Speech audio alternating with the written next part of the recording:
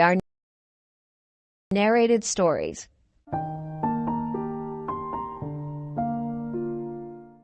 Only he who has been haunted by a dream, a black horror of the night, so real and terrible that many days of repugnance and effort are needed to purge the mind of its ugly details, can understand how a dream that was a fact, a horrible waking fantasy, grotesque and weird, a repetition in hard actuality of the ingenious terrors of sleep, clings to him who, with his faculties about him and all his senses on the alert, has experienced it.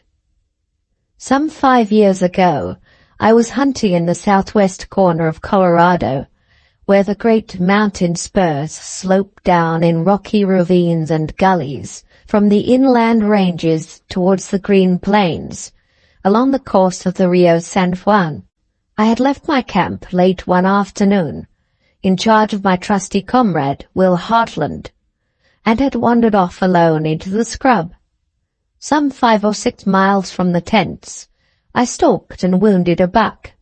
He was so hard hit that I already smelt venison in the supper pot, and followed the broad trail he had left with the utmost eagerness.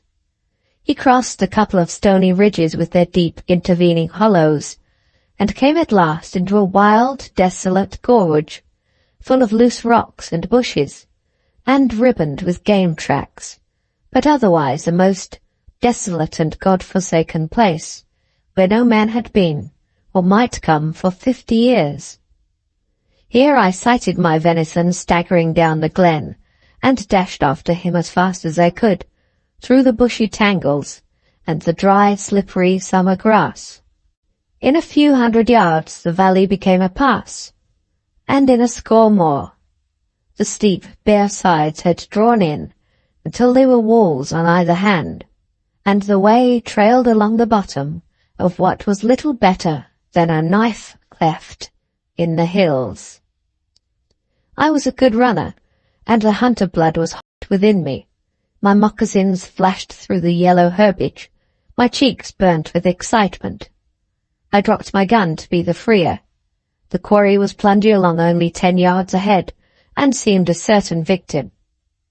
In front was the outing of that narrow ravine.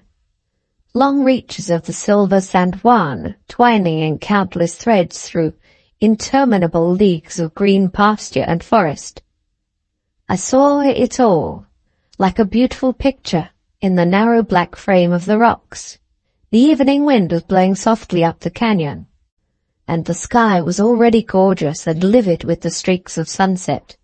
Another 10 yards, and we were flying down the narrowest part of the defile, the beast path under our feet hardly a foot wide, and almost hidden by long, wiry, dead grass.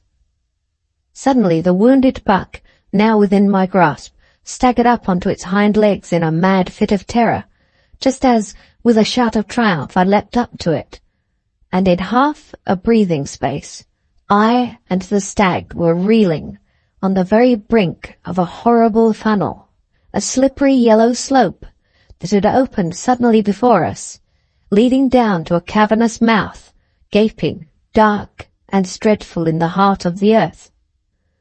With a scream louder than my shout of triumph, I threw up my hands and tried to stop. It was too late. I felt my feet slip from under me, and in a second, shouting and plunging and clutching at the rotten herbage, I was flying downwards.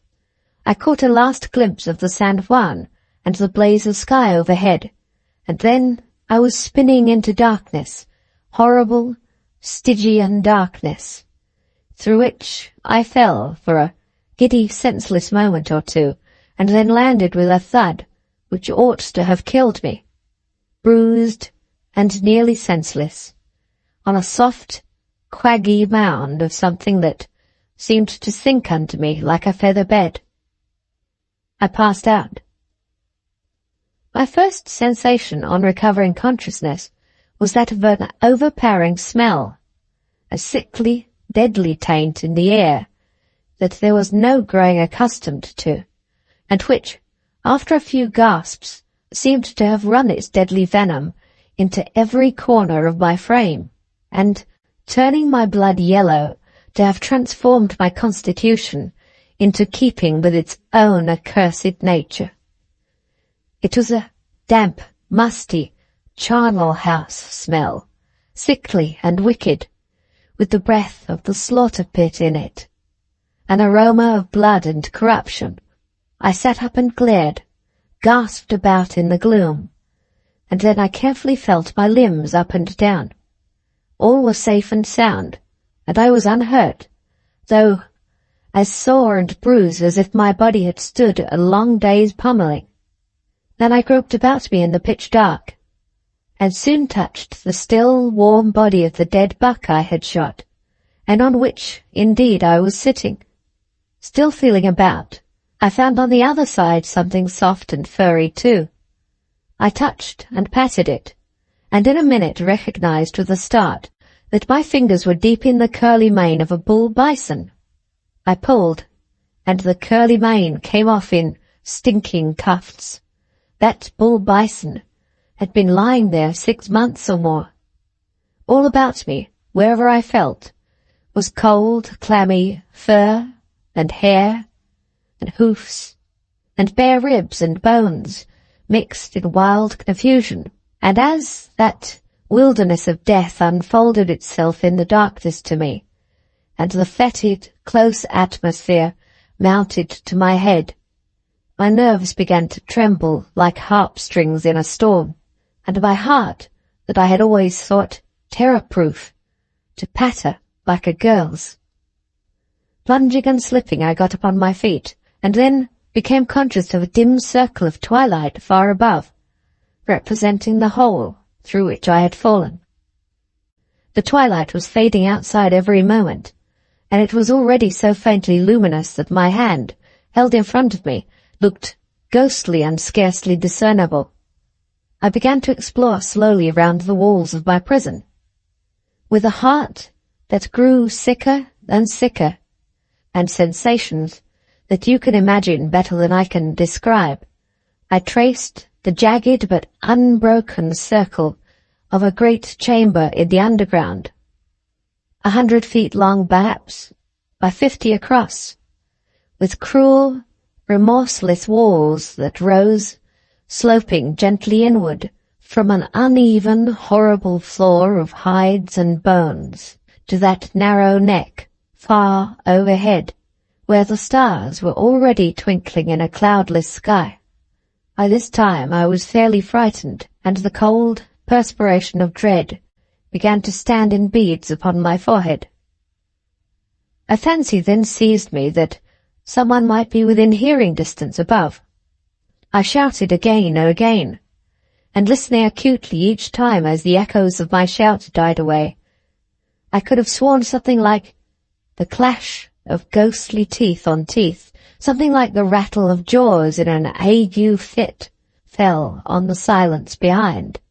With beating heart and an unfamiliar dread creeping over me, I crouched down in the gloom and listened.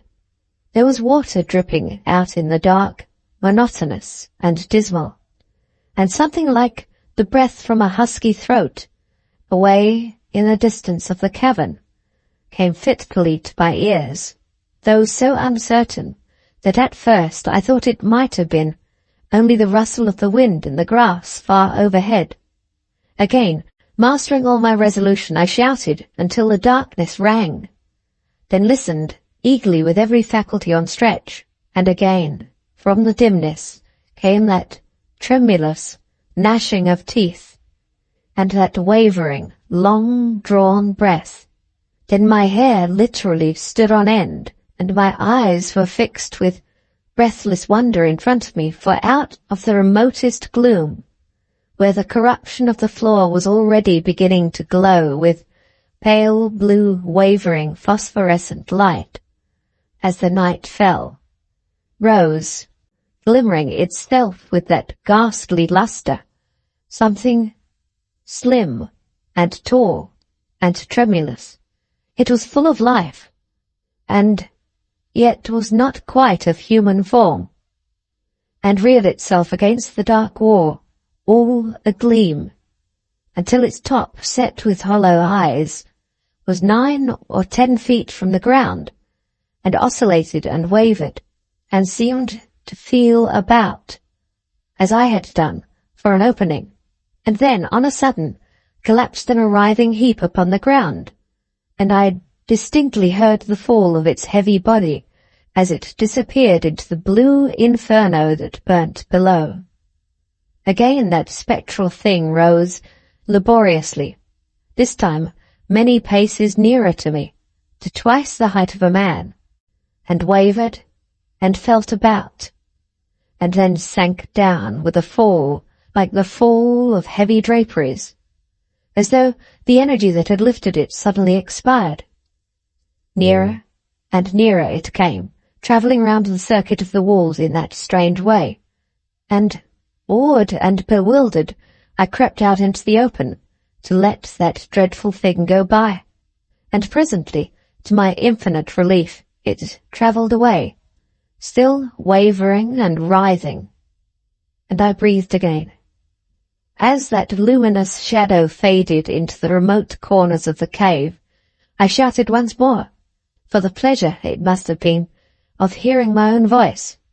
Again there was that gnashing of teeth, and the instant afterwards such a hideous chorus of yells from the other side of the cavern, such a commingled howl of lost spirits, such an infernal moan of sorrow and shame and misery that rose and fell on the stillness of the night, that for an instant, lost to everything but that dreadful sound, I leapt to my feet with the stagnant blood cold as ice within me, my body pulseless for the moment, and mingled my mad shouting with the voices of those unseen devils in a hideous chorus.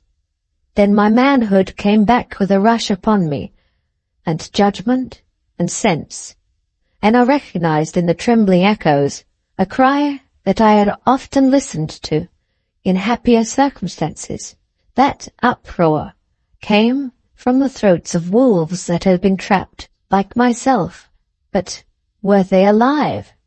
I thought, in fascinated wonder, how could they be in this horrible pit?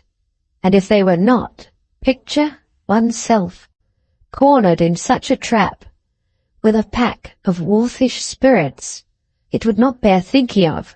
Already my fancy saw constellations of fierce yellow eyes everywhere, and herds of wicked grey backs racing to and fro in the shadows. With a tremulous hand I felt in my pocket for a match, and found I had 2, and 2 only. By this time the moon was up, and a great band of silver light, broad and bright, was creeping down the walls of our prison, but I would not wait for it. I struck the match with feverish eagerness, and held it overhead. It burnt brightly for a moment, and I saw I was in a great natural crypt, with no outlet anywhere but by the narrow neck above, and all chance of reaching that was impossible, as the walls sloped inwards everywhere as they rose to it.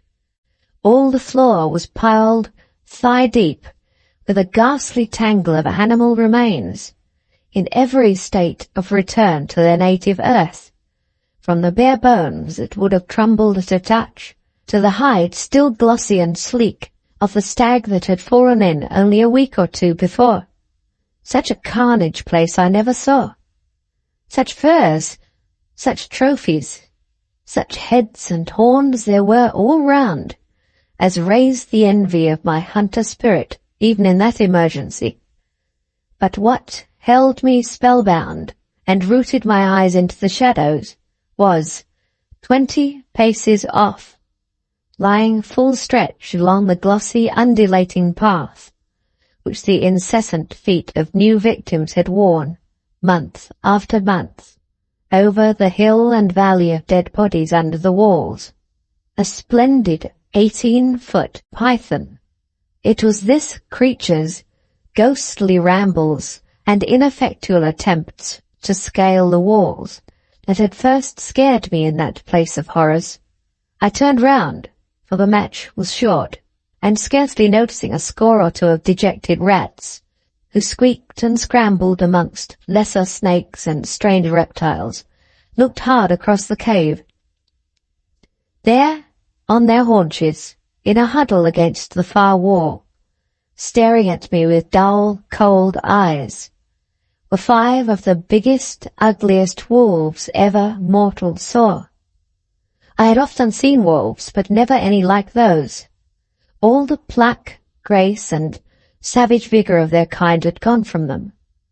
Their bodies, gorged with carrion, were vast, swollen, and hideous.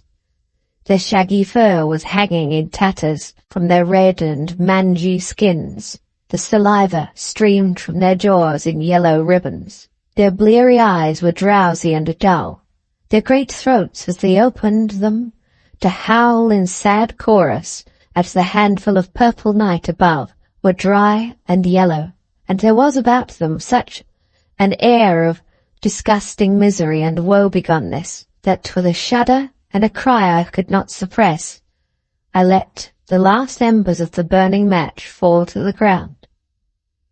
How long I crouched in the darkness against the wall, with those hideous serenaders grinding their foam-flecked teeth, and bemoaning our common fate in hideous unison, I do not know, nor have I space to tell the wild, horrible visions which filled my mind for the next hour or two. But presently the moonlight had come down off the wall, and was spread at my feet in a silver carpet, and as I sullenly watched the completion of that arena of light, I was aware that the wolves were moving. Very slowly they came forward out of the darkness, led by the biggest and ugliest, until they were all in the silver circle, gaunt, spectral, and vile, every mangy tuft of loose hair upon their sore speckled backs, clear as daylight. Then those pot-bellied, phosphorescent undertakers began the strangest movements, and after watching them for a moment or two in fascinated wonder, I saw they had come to me, in their despair, to solicit my companionship and countenance. I could not have believed it possible that dumb brutes could have made their meaning so clear as those poor shaggy scoundrels did. They halted 10 yards off, and with humble heads sagged down, and averted eyes slowly wagged their mud-locked tails. Then they came a few steps further, and whined and fawned, and then another pace, and lay down upon their stomachs, putting their noses between their paws like dogs who watch and doze, while they regarded me steadfastly, with sad, great eyes, forlorn and terrible. Foot by foot, grey and silver in the moonlight, they advanced with the offer of their dreadful friendship, until at last I was fairly bewitched, and when the big wolf came forward, till he was at my knees, a horrible epitome of corruption, and licked my hand with his great burning tongue, I submitted to the caress as readily as though he were my favourite hound. Henceforth the pack seemed to think the compact was sealed, and thrust their odious company upon me, trotting at my heels, howling when I shouted, and muzzling down to me, putting their heavy paws upon my feet and their great steaming jaws upon my chest, whenever, in despair and weariness, I tried to snatch a moment's sleep. But it would be impossible to go step by step through the infinitely painful hours of that night. Not only was the place full of spectral forms and strange cries, but presently legions of unclean things of 100 kinds that had lived on those dead beasts when they too were living, swarmed in thousands and assailed us, adding a new terror to the inferno, ravaging us who still kept body and soul together, till our flesh seemed burning on our bones. There was no rest for man or brute. The light was a mockery, and the silence hideous. Round and round we pattered, I and the gaunt wolves, over the dim tracks worn by the feet of disappointment and suffering. We waded knee-deep through a wavering sea of steamy blue flame that rose from the remains and bespattered us from head to heel, stumbling and tripping and groping and cursing our fates, each in his separate tongue. While the night waned, the dew fell clammy and cold into our prison, and the stars, who looked down upon us from the free purple sky overhead, made a dim twilight in our cell. I was blundering and staggering around the walls for the 100th time, feeling about with my hands in a hopeless search for some cleft or opening, when the grimmest thing of the whole evening happened. In a lonely corner of the den, in a little recess not searched before, pattering about in the dark, I suddenly touched with my hand, think with what a shock it thrilled me, the cloth-clad shoulder of a man. With a gasp and a cry I leapt back, and stood trembling and staring into the shadows, scarcely daring to breathe.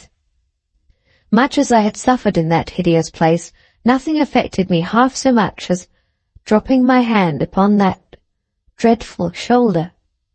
Heaven knows we were all cowards down there, but for a minute I was the biggest coward of us, and felt full of those strange throes of superstitious terror that I had often wondered before to hear weaker men describe.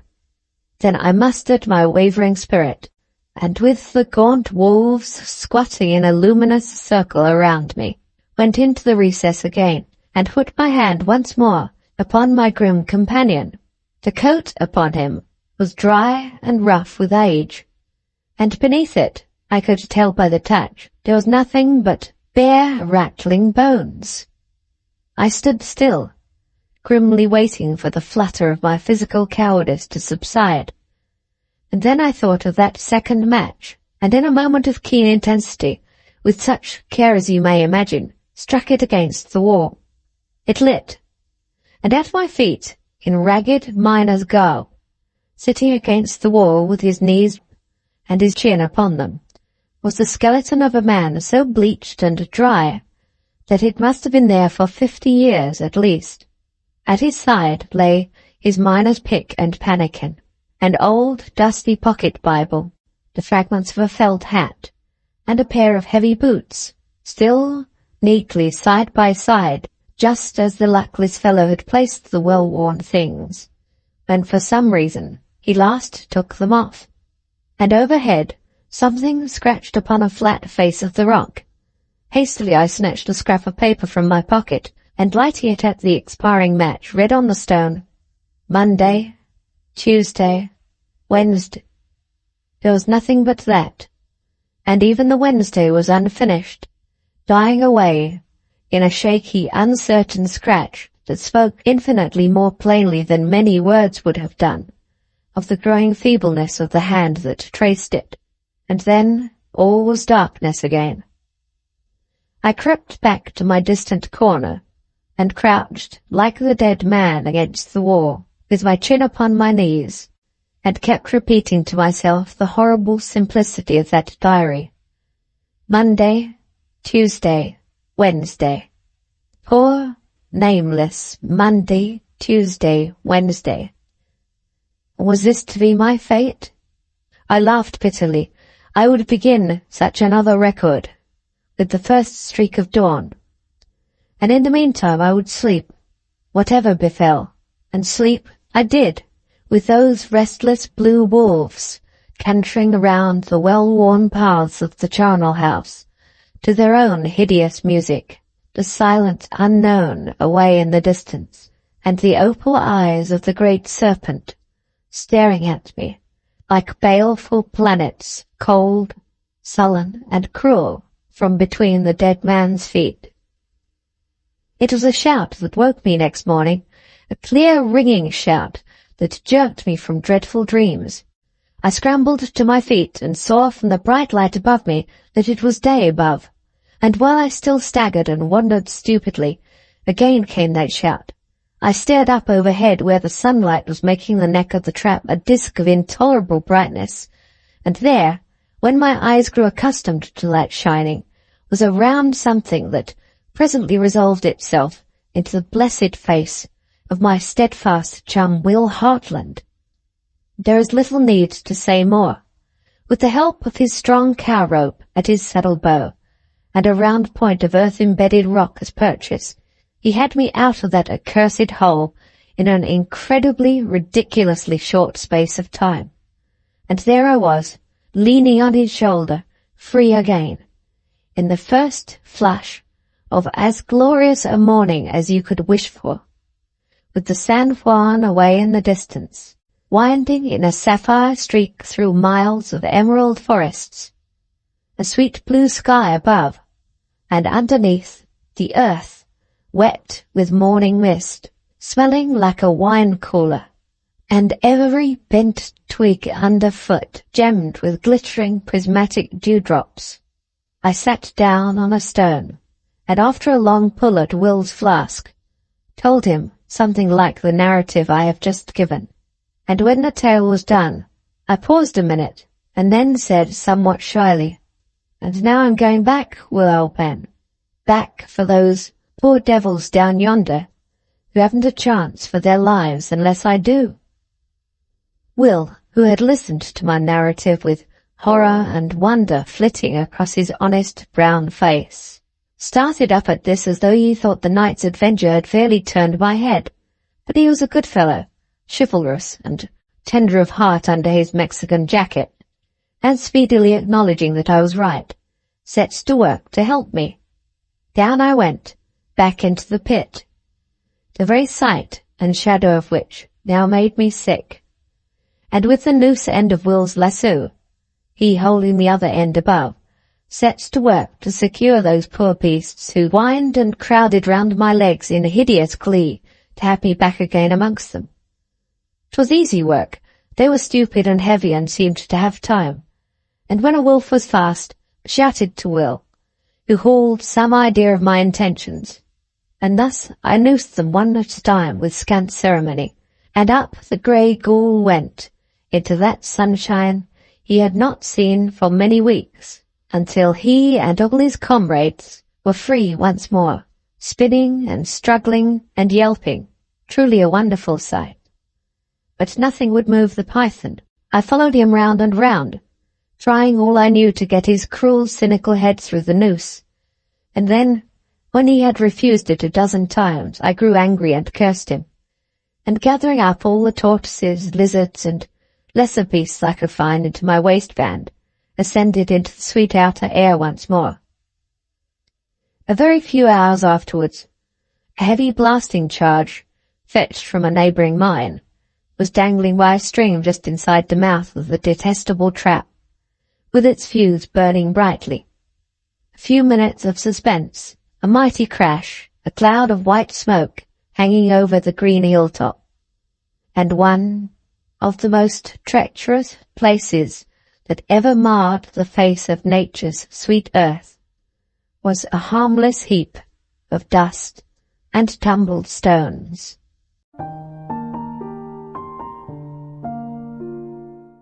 The end. Thank you very much for watching. Please don't forget to subscribe our channel for more stories.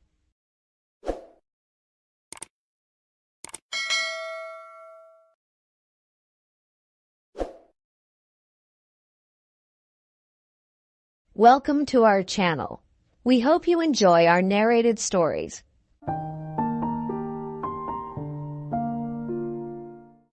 Your gods and my gods. Do you or I know which are the stronger? Native proverb. East of Suez, some hold, the direct control of providence ceases, man being there handed over to the power of the gods and devils of Asia, and the Church of England providence only exercising an occasional and modified supervision in the case of Englishmen. This theory accounts for some of the more unnecessary horrors of life in India. It may be stretched to explain my story. My friend Strickland of the police, who knows as much of natives of India as is good for any man, can bear witness to the facts of the case. Dumoise, our doctor, also saw what Strickland and I saw. The inference which he drew from the evidence was entirely incorrect. He is dead now. He died in a rather curious manner, which has been elsewhere described. When Fleet came to India, he owned a little money and some land in the Himalayas near a place called Dharamsala. Both properties had been left him by an uncle, and he came out to finance them. He was a big, heavy, genial, and inoffensive man. His knowledge of natives was, of course, limited, and he complained of the difficulties of the language. He rode in from his place in the hills to spend New Year in the station, and he stayed with Strickland. On New Year's Eve there was a big dinner at the club, and the night was excusably wet. When men foregather from the utmost ends of the empire, they have a right to be riotous. The frontier had sent down a contingent of catch-em-alive-os who had not seen 20 white faces for a year, and were used to ride 15 miles to dinner at the next fort, at the risk of a Khyberee bullet where their drinks should lie. They profited by their new security, for they tried to play pool with a curled-up hedgehog found in the garden, and one of them carried the marker round the room in his teeth. Half a dozen planters had come in from the south and were talking horse to the biggest liar in Asia, who was trying to cap all their stories at once. Everybody was there, and there was a general closing up of ranks and taking stock of our losses in dead or disabled that had fallen during the past year. It was a very wet night, and I remember that we sang Auld Lang Syne with our feet in the Polo Championship Cup and our heads among the stars, and swore that we were all dear friends. Then some of us went away and annexed Burma, and some tried to open up the Sudan and were opened up by fuzzies in that cruel scrub outside Suakim. And some found stars and medals, and some were married, which was bad, and some did other things which were worse, and the others of us stayed in our chairs and strove to make money on insufficient experiences. Fleet began the night with sherry and bitters, drank champagne steadily up to dessert, then raw, rasping Capri with all the strength of whiskey, took Benedictine with his coffee, 4 or 5 whiskeys and sodas to improve his pool strokes, beer and bones at 2:30, winding up with old brandy. Consequently, when he came out at 3:30 in the morning, and to 14 degrees of frost, he was very angry with his horse for coughing, and tried to leapfrog into the saddle. The horse broke away and went to his stables, so Strickland and I formed a guard of dishonor to take Fleet home. Our road lay through the bazaar, close to a little temple of Hanuman, the monkey god, who was a leading divinity worthy of respect. All gods have good points, just as have all priests. Personally, I attach much importance to Hanuman, and am kind to his people, the great gray apes of the hills. One never knows when one may want a friend. There was a light in the temple, and as we passed, we could hear voices of men chanting hymns. In a native temple, the priests rise at all hours of the night to do honor to their god. Before we could stop him, Fleet dashed up the steps, patted 2 priests on the back, and was gravely grinding the ashes of his cigar butt into the forehead of the red stone image of Hanuman. Strickland tried to drag him out, but he sat down and said solemnly, "See that? Mark of the beast. I made it. Isn't it fine?" In half a minute the temple was alive and noisy, and Strickland, who knew what came of polluting gods, said that things might occur.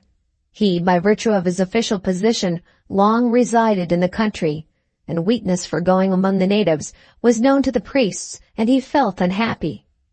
Fleet sat on the ground and refused to move. He said that girl Hanuman made a very soft pillow. Then, without any warning, a silver man came out of a recess behind the image of the god. He was perfectly naked in that bitter, bitter cold, and his body shone like frosted silver, for he was what the Bible calls a leper as white as snow. Also, he had no face, because he was a leper of some years' standing, and his disease was heavy upon him. We too stooped to haul Fleet up, and the temple was filling and filling with folk who seemed to spring from the earth, when the silver man ran in under our arms, making a noise exactly like the mewing of an otter, caught Fleet round the body, and dropped his head on Fleet's breast before we could wrench him away. Then he retired to a corner and sat mewing, while the crowd blocked all the doors. The priests were very angry until the silver man touched Fleet. That nuzzling seemed to sober them. At the end of a few minutes' silence, one of the priests came to Strickland and said in perfect English, "Take your friend away. He has done with Hanuman, but Hanuman has not done with him." The crowd gave room, and we carried Fleet into the road. Strickland was very angry. He said that we might all three have been knifed, and that Fleet should thank his stars that he had escaped without injury. Fleet thanked no one. He said that he wanted to go to bed. He was gorgeously drunk. We moved on, Strickland silent and wrathful, until Fleet was taken with violent shivering fits and sweating. He said that the smells of the bazaar were overpowering, and he wondered why slaughterhouses were permitted so near English residences. "Can't you smell the blood?" said Fleet. We put him to bed at last, just as the dawn was breaking, and Strickland invited me to have another whiskey and soda. While we were drinking, he talked of the trouble in the temple, and admitted that it baffled him completely. Strickland hates being mystified by natives, because his business in life is to overmatch them with their own weapons. He has not yet succeeded in doing this, but in 15 or 20 years he will have made some small progress. "They should have mauled us," he said, "instead of mewing at us. I wonder what they meant. I don't like it one little bit." I said that the managing committee of the temple would in all probability bring a criminal action against us for insulting their religion. There was a section of the Indian Penal Code which exactly met Fleet's offense. Strickland said he only hoped and prayed that they would do this. Before I left, I looked into Fleet's room and saw him lying on his right side, scratching his left breast. Then I went to bed, cold, depressed, and unhappy, at 7 o'clock in the morning. At 1 o'clock I rode over to Strickland's house to inquire after Fleet's head. I imagined that it would be a sore one. Fleet was breakfasting and seemed unwell. His temper was gone, for he was abusing the cook for not supplying him with an underdone chop. A man who can eat raw meat after a wet night is a curiosity. I told Fleet this, and he laughed. "You'll breed queer mosquitoes in these parts," he said. "I've been bitten to pieces, but only in one place." "Let's have a look at the bite," said Strickland. "It may have gone down since this morning." While the chops were being cooked, Fleet opened his shirt and showed us, just over his left breast, a mark, the perfect double of the black rosettes, the 5 or 6 irregular blotches arranged in a circle, on a leopard's hide.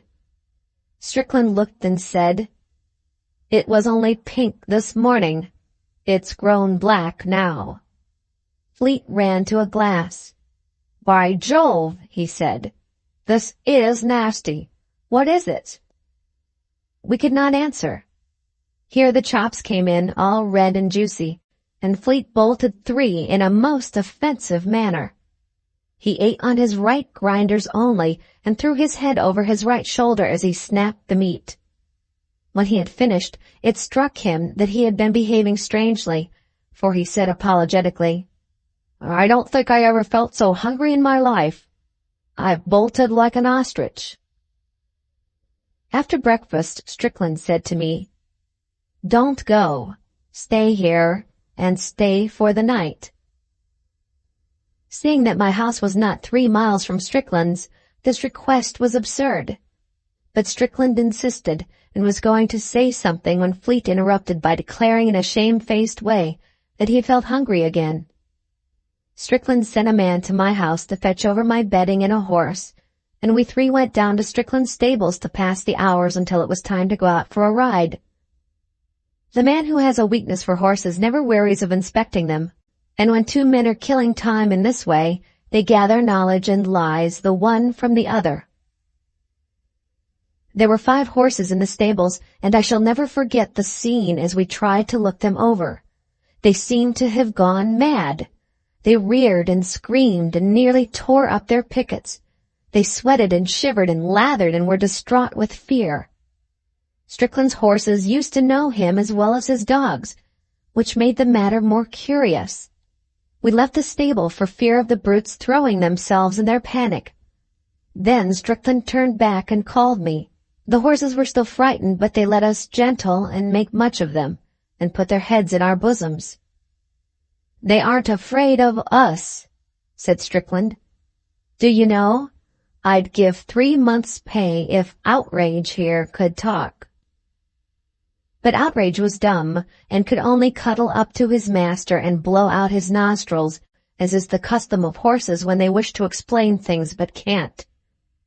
Fleet came up when they were in the stalls, and as soon as the horses saw him, their fright broke out afresh.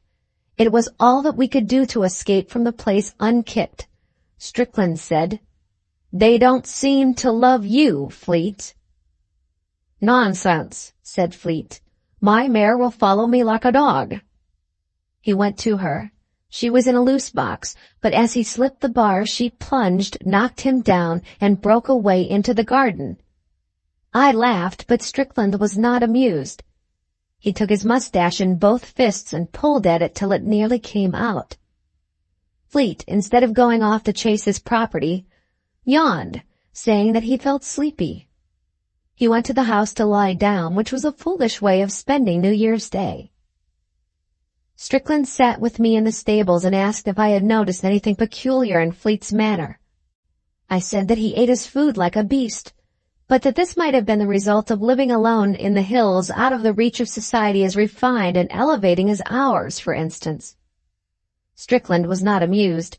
I do not think that he listened to me, for his next sentence referred to the mark on Fleet's breast, and I said that it might have been caused by blister flies, or that it was possibly a birthmark, newly born, and now visible for the first time.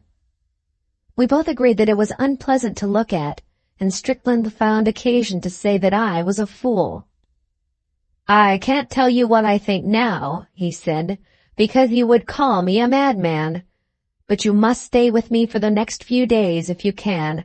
I want you to watch Fleet, but don't tell me what you think till I have made up my mind." "But I am dining out tonight," I said. "So am I," said Strickland, "and so is Fleet. At least if he doesn't change his mind." We walked about the garden smoking but saying nothing, because we were friends and talking spoils good tobacco, till our pipes were out. Then we went to wake up Fleet. He was wide awake and fidgeting about his room. "I say, I want some more chops," he said. "Can I get them?" We laughed and said, "Go and change, the ponies will be round in a minute." "All right," said Fleet. "I'll go when I get the chops. Underdone ones, mind." He seemed to be quite in earnest. It was 4 o'clock and we had had breakfast at 1. Still, for a long time he demanded those underdone chops. Then he changed into riding clothes and went out into the veranda. His pony, the mare had not been caught, would not let him come near. All 3 horses were unmanageable, mad with fear, and finally Fleet said that he would stay at home and get something to eat. Strickland and I rode out, wondering. As we passed the temple of Hanuman, the silver man came out and mewed at us. "He is not one of the regular priests of the temple," said Strickland. "I think I should peculiarly like to lay my hands on him." There was no spring in our gallop on the racecourse that evening. The horses were stale and moved as though they had been ridden out. "The fright after breakfast has been too much for them," said Strickland. That was the only remark he made through the remainder of the ride. Once or twice I think he swore to himself, but that did not count. We came back in the dark at 7 o'clock and saw that there were no lights in the bungalow. "Careless ruffians my servants are," said Strickland. My horse read something on the carriage drive, and Fleet stood up under its nose. "What are you doing groveling about the garden?" said Strickland. But both horses bolted and nearly threw us. We dismounted by the stables and returned to Fleet, who was on his hands and knees under the orange bushes. "What the devil's wrong with you?" said Strickland. Nothing in the world," said Fleet, speaking very quickly and thickly. "I've been gardening, botanizing, you know. The smell of the earth is delightful. I think I'm going for a walk. A long walk. All night." Then I saw that there was something excessively out of order somewhere, and I said to Strickland, "I am not dining out." "Bless you," said Strickland. "Here, Fleet, get up. You'll catch fever there. Come in to dinner and let's have the lamps lit. We'll all dine at home." Fleet stood up unwillingly and said, no lamps, it's much nicer here. Let's dine outside and have some more chops. Lots of 'em and underdone, bloody ones with gristle." Now a December evening in northern India is bitterly cold, and Fleet's suggestion was that of a maniac. "Come in," said Strickland sternly. "Come in at once." Fleet came, and when the lamps were brought, we saw that he was literally plastered with dirt from head to foot. He must have been rolling in the garden. He shrank from the light and went to his room. His eyes were horrible to look at. There was a green light behind them, not in them if you understand, and the man's lower lip hung down. Strickland said, "There is going to be trouble, big trouble, tonight. Don't you change your writing things." We waited and waited for Fleet's reappearance, and ordered dinner in the meantime. We could hear him moving about his own room, but there was no light there. Presently from the room came the long-drawn howl of a wolf. People write and talk lightly of blood running cold and hair standing up and things of that kind. Both sensations are too horrible to be trifled with. My heart stopped as though a knife had been driven through it, and Strickland turned as white as the tablecloth. The howl was repeated, and was answered by another howl far across the fields. That set the gilded roof on the horror. Strickland dashed into Fleet's room. I followed, and we saw Fleet getting out of the window. He made beast noises in the back of his throat. He could not answer us when we shouted at him. He spat. I don't quite remember what followed, but I think that Strickland must have stunned him with the long bootjack, or else I should never have been able to sit on his chest. Fleet could not speak, he could only snarl, and his snarls were those of a wolf, not of a man. The human spirit must have been giving way all day and have died out with the twilight. We were dealing with a beast that had once been Fleet. The affair was beyond any human and rational experience. I tried to say hydrophobia, but the word wouldn't come, because I knew that I was lying. We bound this beast with leather thongs of the punka rope, and tied its thumbs and big toes together, and gagged it with a shoehorn, which makes a very efficient gag if you know how to arrange it. Then we carried it into the dining room, and sent a man to Demoise, the doctor, telling him to come over at once.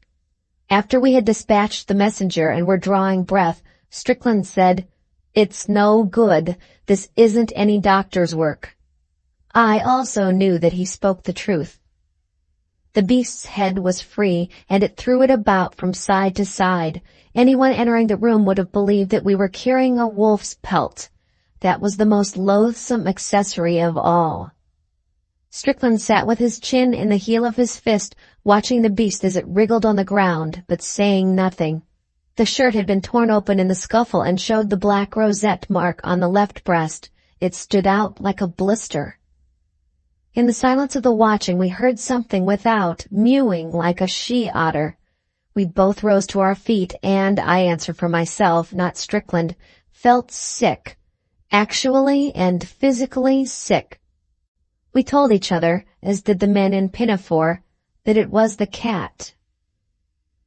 Demoise arrived, and I never saw a little man so unprofessionally shocked. He said that it was a heart-rending case of hydrophobia and that nothing could be done. At least any palliative measures would only prolong the agony. The beast was foaming at the mouth. Fleet, as we told Dumoise, had been bitten by dogs once or twice. Any man who keeps half a dozen terriers must expect a nip now and again. Dumoise could offer no help. He could only certify that Fleet was dying of hydrophobia. The beast was then howling, for it had managed to spit out the shoehorn. Dumoise said that he would be ready to certify to the cause of death, and that the end was certain. He was a good little man, and he offered to remain with us, but Strickland refused the kindness. He did not wish to poison Dumoise' New Year. He would only ask him not to give the real cause of Fleet's death to the public. So Dumoise left, deeply agitated, and as soon as the noise of the cartwheels had died away, Strickland told me in a whisper his suspicions.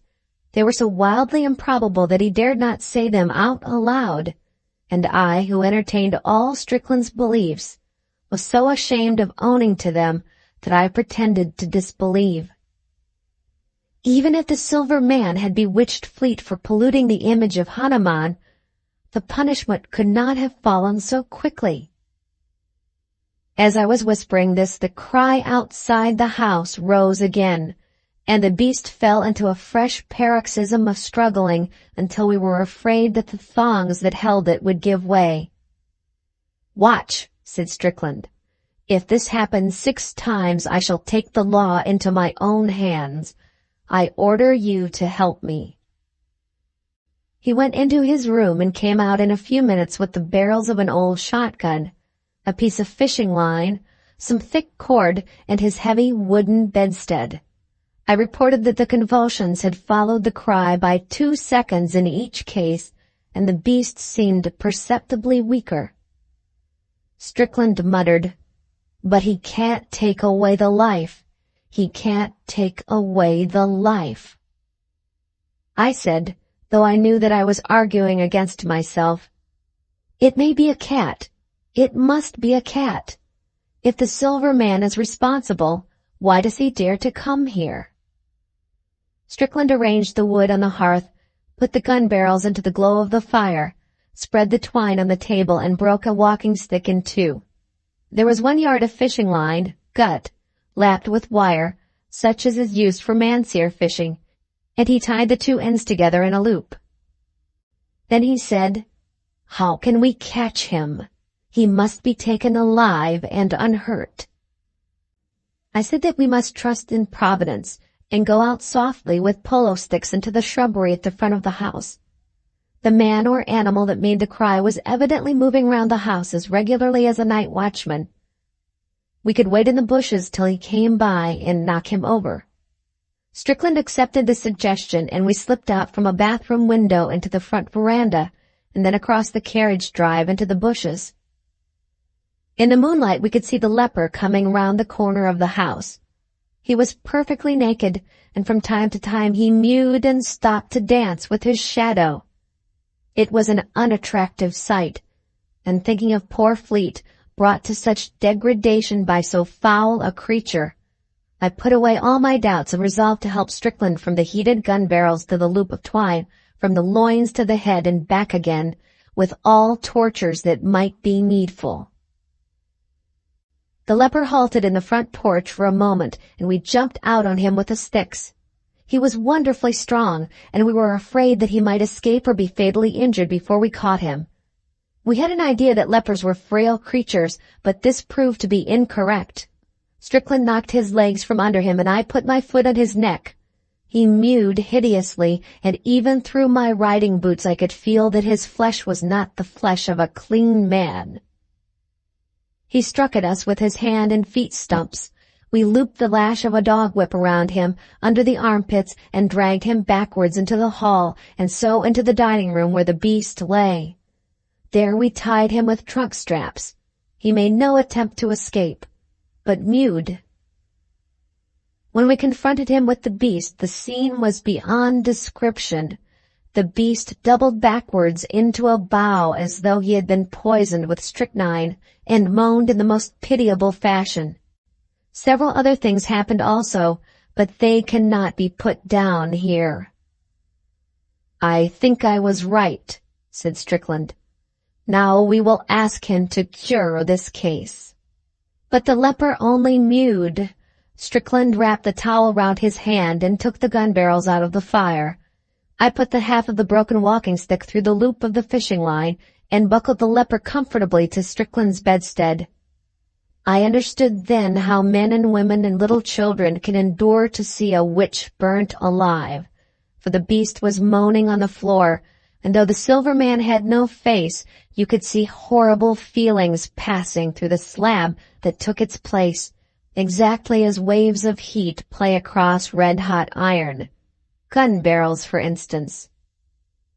Strickland shaded his eyes with his hands for a moment, and we got to work. This part is not to be printed. The dawn was beginning to break when the leper spoke. His mewings had not been satisfactory up to that point. The beast had fainted from exhaustion and the house was very still. We unstrapped the leper and told him to take away the evil spirit. He crawled to the beast and laid his hand upon the left breast. That was all. Then he fell face down and whined, drawing in his breath as he did so. We watched the face of the beast and saw the soul of Fleet coming back into the eyes. Then a sweat broke out on the forehead, and the eyes, they were human eyes, closed. We waited for an hour, but Fleet still slept. We carried him to his room and bade the leper go, giving him the bedstead and the sheet on the bedstead to cover his nakedness, the gloves and the towels with which we had touched him, and the whip that had been hooked around his body. He put the sheet about him and went out into the early morning without speaking or mewing. Strickland wiped his face and sat down. A night gong, far away in the city, made 7 o'clock. "Exactly 24 hours, said Strickland, "and I've done enough to ensure my dismissal from the service, besides permanent quarters in a lunatic asylum. Do you believe that we are awake?" The red-hot gun barrel had fallen on the floor and was singeing the carpet. The smell was entirely real. That morning at 11 we two together went to wake up Fleet. We looked and saw that the black leopard rosette on his chest had disappeared. He was very drowsy and tired, but as soon as he saw us he said, "Oh, confound you fellows! Happy New Year to you! Never mix your liquors. I'm nearly dead." "Thanks for your kindness, but you're over time," said Strickland. "Today is the morning of the 2nd. You've slept the clock round with a vengeance." The door opened, and little Dumoise put his head in. He had come on foot and fancied that we were laying out Fleet. "I brought a nurse," said Dumoise. "I suppose that she can come in for what is necessary?" "By all means," said Fleet cheerily, sitting up in bed. "Bring on your nurses." Dumoise was dumb. Strickland led him out and explained that there must have been a mistake in the diagnosis. Dumoise remained dumb and left the house hastily. He considered that his professional reputation had been injured and was inclined to make a personal matter of the recovery. Strickland went out too. When he came back, he said that he had been to call on the temple of Hanuman to offer redress for the pollution of the god, and had been solemnly assured that no white man had ever touched the idol, and that he was an incarnation of all the virtues laboring under a delusion. "What do you think?" said Strickland. I said, "There are more things," but Strickland hates that quotation. He says that I have worn it threadbare. One other curious thing happened which frightened me as much as anything in all the night's work. When Fleet was dressed, he came into the dining room and sniffed. He had a quaint trick of moving his nose when he sniffed. "Horrid doggy smell here," said he. "You should really keep those terriers of yours in better order. Try sulphur, Strick." But Strickland did not answer. He caught hold of the back of a chair and, without warning, went into an amazing fit of hysterics. It is terrible to see a strong man overtaken with hysteria. Then it struck me that we had fought for Fleet's soul with the silver man in that room, and had disgraced ourselves as Englishmen forever. And I laughed and gasped and gurgled just as shamefully as Strickland, while Fleet thought that we had both gone mad. We never told him what we had done. Some years later, when Strickland had married and was a church-going member of society for his wife's sake, we reviewed the incident dispassionately, and Strickland suggested that I should put it before the public. I cannot myself see that this step is likely to clear up the mystery, because in the first place, no one will believe a rather unpleasant story, and in the second, it is well known to every right-minded man that the gods of the heathen are stone and brass, and any attempt to deal with them otherwise is justly condemned.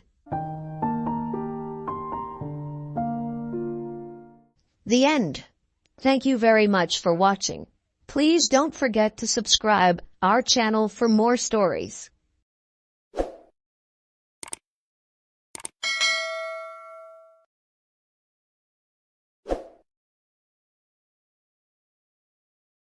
Welcome to our channel. We hope you enjoy our narrated stories. Of the pleasures and pains of opium, much has been written. The ecstasies and horrors of De Quincey and the paradis artificiels of Baudelaire are preserved and interpreted with an art which makes them immortal. And the world knows well the beauty, the terror, and the mystery of those obscure realms into which the inspired dreamer is transported. But, much as has been told, no man has yet dared intimate the nature of the phantasms thus unfolded to the mind, or hint at the direction of the unheard-of roads along whose ornate and exotic course the partaker of the drug is so irresistibly borne. De Quincey was drawn back into Asia, that teeming land of nebulous shadows whose hideous antiquity is so impressive that, quote, the vast age of the race and name overpowers the sense of youth in the individual, unquote. But farther than that, he dared not go. Those who have gone farther seldom returned, and even when they have been either silent or quite mad. I took opium but once, in the year of the plague, when doctors sought to deaden the agonies they could not cure. There was an overdose. My physician was worn out with horror and exertion, and I traveled very far indeed. In the end, I returned and lived. But my nights are filled with strange memories, nor have I ever permitted the doctor to give me opium again. The pain and pounding in my head had been quite unendurable when the drug was administered. Of the future I had no heed. To escape, whether by cure, unconsciousness, or death, was all that concerned me. I was partly delirious, so that it is hard to place the exact moment of transition. But I think the effect must have begun shortly before the pounding ceased to be painful. As I've said, there was an overdose, so my reactions were probably far from normal. The sensation of falling, curiously dissociated from the idea of gravity or direction, was paramount. Though there was subsidiary impression of unseen throngs in incalculable profusion, throngs of infinitely diverse nature, but all more or less related to me. Sometimes it seemed less as though I were falling than as though the universe or the ages were falling past me. Suddenly, my pain ceased, and I began to associate the pounding with an external rather than internal force. The falling had ceased also, giving place to a sensation of uneasy, temporary rest. And when I listened closely, I fancied the pounding was that of the vast, inscrutable sea, as its sinister, colossal breakers lacerated some desolate shore after a storm of titanic magnitude. Then I opened my eyes. For a moment, my surroundings seemed confused, like a projected image hopelessly out of focus. But gradually I realized my solitary presence in a strange and beautiful room lighted by many windows. Of the exact nature of the apartment I could form no idea, for my thoughts were still far from settled. But I noticed van-colored rugs and draperies, elaborately fashioned tables, chairs, ottomans, and divans, and delicate vases and ornaments which conveyed a suggestion of the exotic, without being actually alien.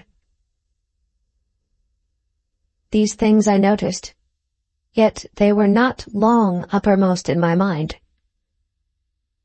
Slowly but inexorably crawling upon my consciousness and rising above every other impression came a dizzying fear of the unknown. A fear all the greater because I could not analyze it, and seeming to concern a stealthily approaching menace, not death, but some nameless, unheard-of thing inexpressibly more ghastly and abhorrent. Presently, I realized that the direct symbol and excitant of my fear was the hideous pounding whose incessant reverberations throbbed maddeningly against my exhausted brain. It seemed to come from a point outside and below the edifice in which I stood, and to associate itself with the most terrifying mental images. I felt that some horrible scene or object lurked beyond the silk-hung walls and shrank from glancing through the arched, latticed windows that opened so bewilderingly on every hand. Perceiving shutters attached to these windows, I closed them all, averting my eyes from the exterior as I did so. Then, employing a flint and steel which I found on one of the small tables, I lit the many candles reposing about the walls in arabesque sconces. The added sense of security brought by closed shutters and artificial light calmed my nerves to some degree, but I could not shut out the monotonous pounding. Now that I was calmer, the sound became as fascinating as it was fearful, and I felt a contradictory desire to seek out its source despite my still powerful shrinking. Opening a portiere at the side of the room nearest the pounding, I beheld a small and richly draped corridor ending in a cavern door and large oriel window. To this window I was irresistibly drawn, though my ill-defined apprehensions seemed almost equally bent on holding me back. As I approached it, I could see a chaotic whirl of waters in the distance. Then, as I attained it and glanced out on all sides, the stupendous picture of my surroundings burst upon me with full and devastating force. I beheld such a sight as I had never beheld before, and which no living person can have seen save in the delirium of fever or the inferno of opium. The building stood on a narrow point of land, or what was now a narrow point of land, fully 300 feet above what must lately have been a seething vortex of mad waters. On either side of the house, there fell a newly washed-out precipice of red earth, whilst ahead of me the hideous waves were still rolling in frightfully, eating away the land with ghastly monotony and deliberation. Out a mile or more there rose and fell menacing breakers at least 50 feet in height, and on the far horizon ghoulish black clouds of grotesque contour were resting and brooding, like unwholesome vultures. The waves were dark and purplish, almost black, and clutched at the yielding red mud of the bank as if with uncouth, greedy hands.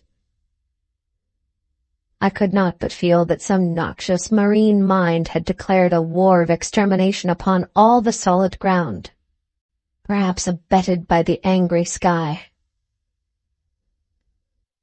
Recovering at length from the stupor into which this unnatural spectacle had thrown me, I realized that my actual physical danger was acute. Even whilst I gazed, the bank had lost many feet, and it could not be long before the house would fall, undermined, into the awful pit of lashing waves. Accordingly, I hastened to the opposite side of the edifice, and finding a door, emerged at once, locking it after me with a curious key which had hung inside. I now beheld more of the strange region about me, and marked a singular division which seemed to exist in the hostile ocean and firmament. On each side of the jutting promontory, different conditions held sway. At my left, as I faced inland, was a gently heaving sea with great green waves rolling peacefully in under a brightly shining sun. Something about that sun's nature and position made me shudder, but I could not then tell, and cannot tell now, what it was. At my right also was the sea, but it was blue, calm, and only gently undulating, while the sky above it was darker, and the washed-out bank more nearly white than reddish. I now turned my attention to the land, and found occasion for fresh surprise, for the vegetation resembled nothing I had ever seen or read about. It was apparently tropical, or at least subtropical, a conclusion borne out by the intense heat of the air. Sometimes I thought I could trace strange analogies with the flora of my native land, fancying that the well-known plants and shrubs might assume such forms under a radical change of climate. But the gigantic and omnipresent palm trees were plainly foreign. The house I had just left was very small, hardly more than a cottage, but its material was evidently marble, and its architecture was weird and composite, involving a quaint fusion of Western and Eastern forms. At the corners were Corinthian columns, but the red tile roof was like that of a Chinese pagoda. From the door inland there stretched a path of singularly white sand, about 4 feet wide, and lined on either side with stately palms and unidentifiable flowering shrubs and plants. It lay toward the side of the promontory, where the sea was blue and the bank rather whitish. Down this path I felt impelled to flee, as if pursued by some malignant spirit from the pounding ocean. At first it was slightly uphill. Then I reached a gentle crest. Behind me, I saw the scene I had left. The entire point with the cottage and the black water, with the green sea on one side and the blue sea on the other, and a curse unnamed and unnameable lowering over all. I never saw it again, and often wonder. After this last look, I strode ahead and surveyed the inland panorama before me. The path, as I have intimated, ran across the right-hand shore as one went inland. Ahead and to the left I now viewed a magnificent valley comprising thousands of acres and covered with a swaying growth of tropical grass higher than my head.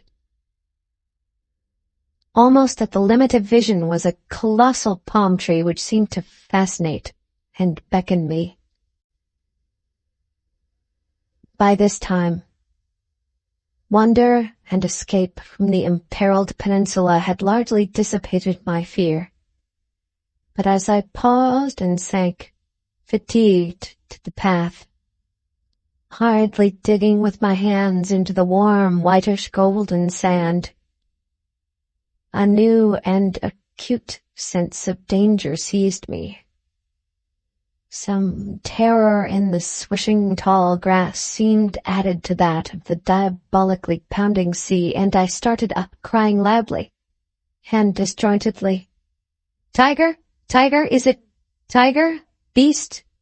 Beast, is it a beast that I'm afraid of?" My mind wandered back to an ancient and classical story of tigers which I had read. I strove to recall the author, but had difficulty.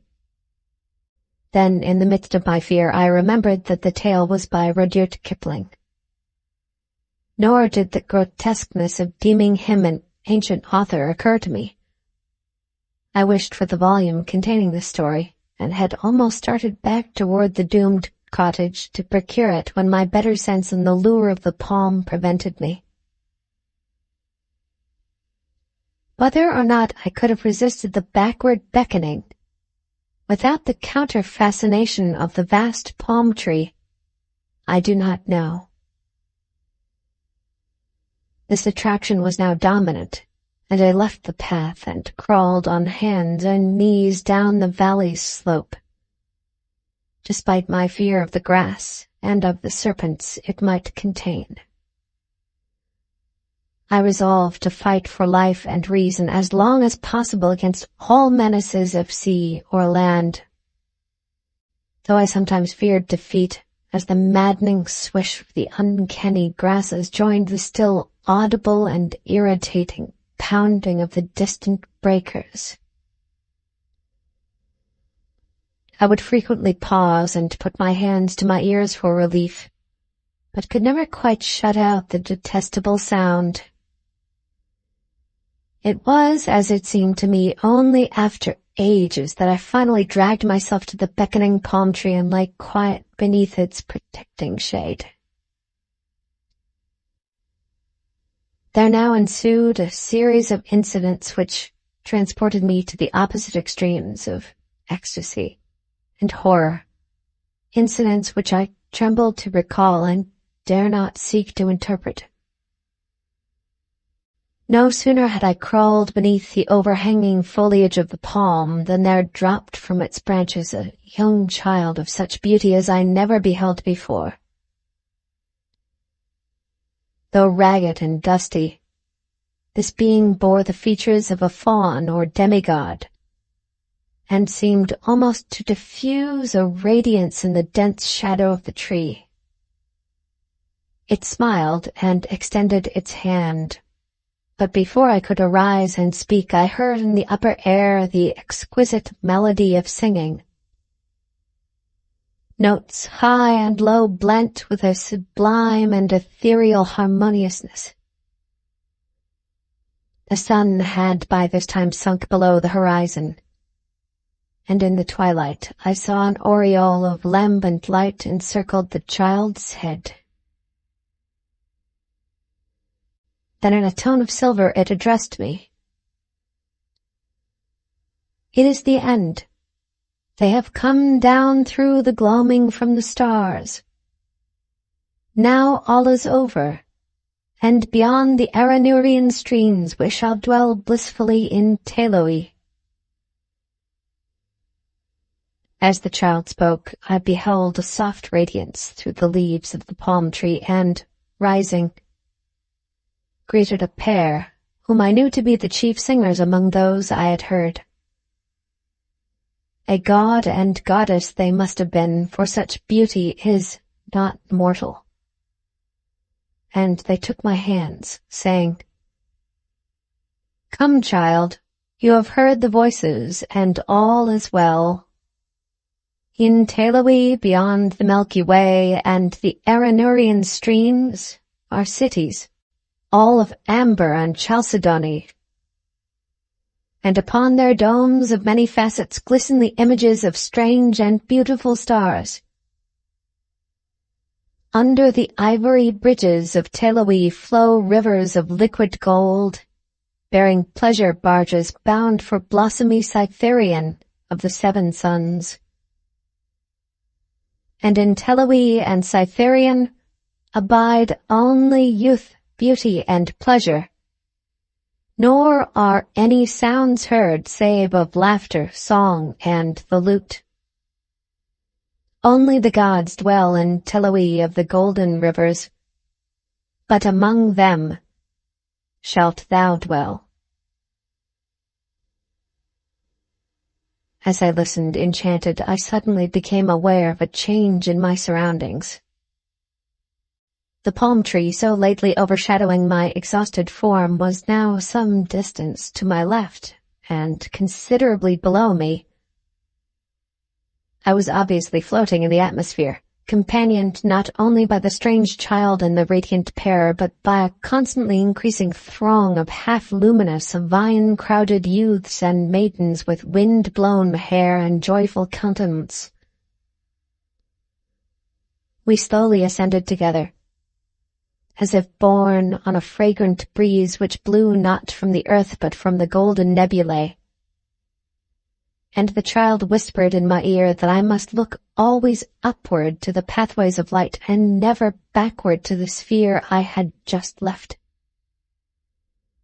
The youths and maidens now chanted mellifluous choriambics to the accompaniment of lutes, and I felt enveloped in a peace and happiness more profound than any I had in life imagined.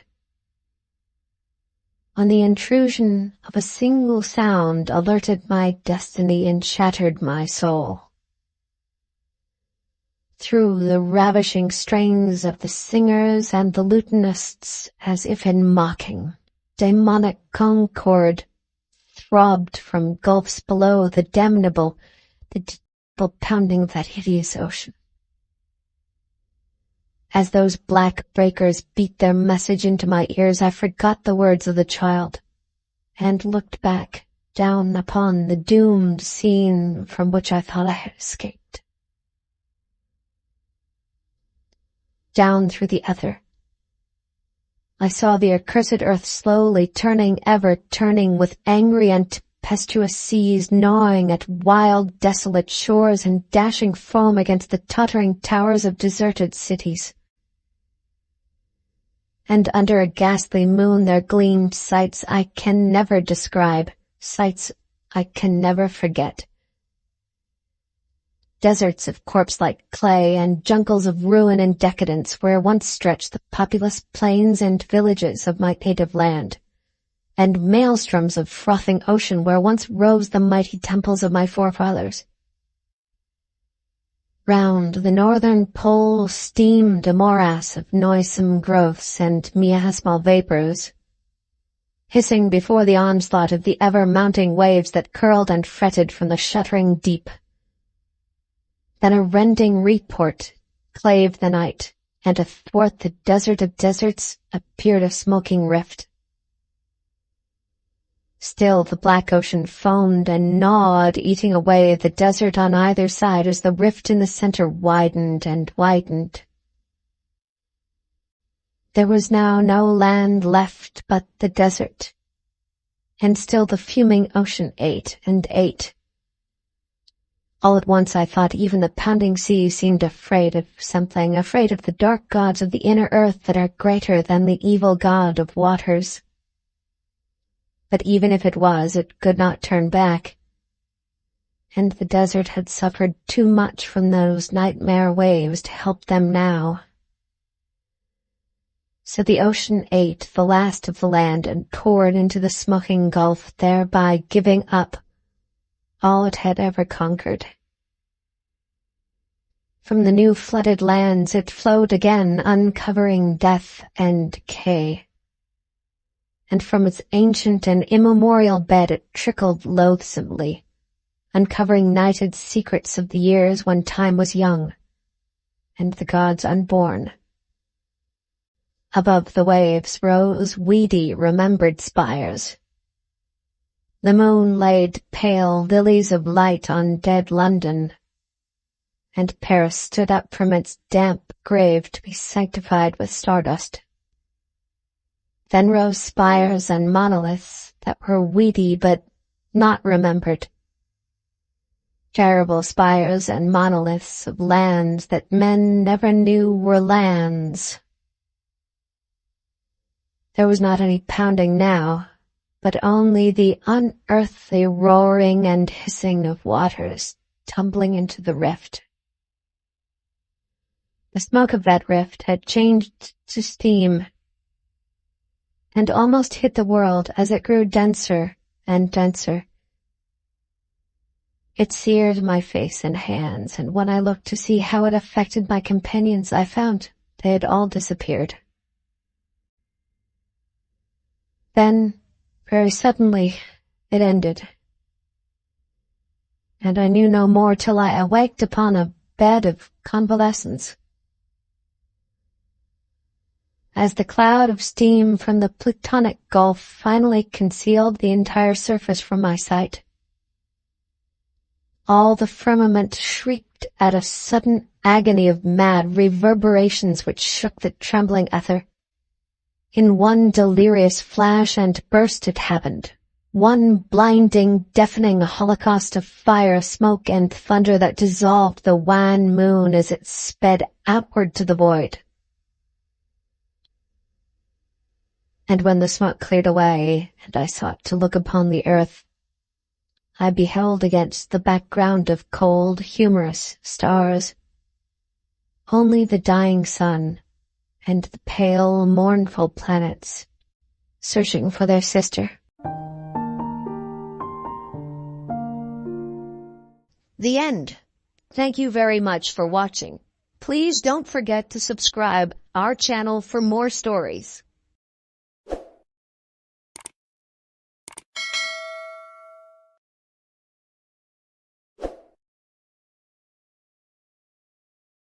Welcome to our channel. We hope you enjoy our narrated stories. Anna knew the snake wanted to eat him, even if his mother said it only ate the cats and dogs scurrying over the trash pile.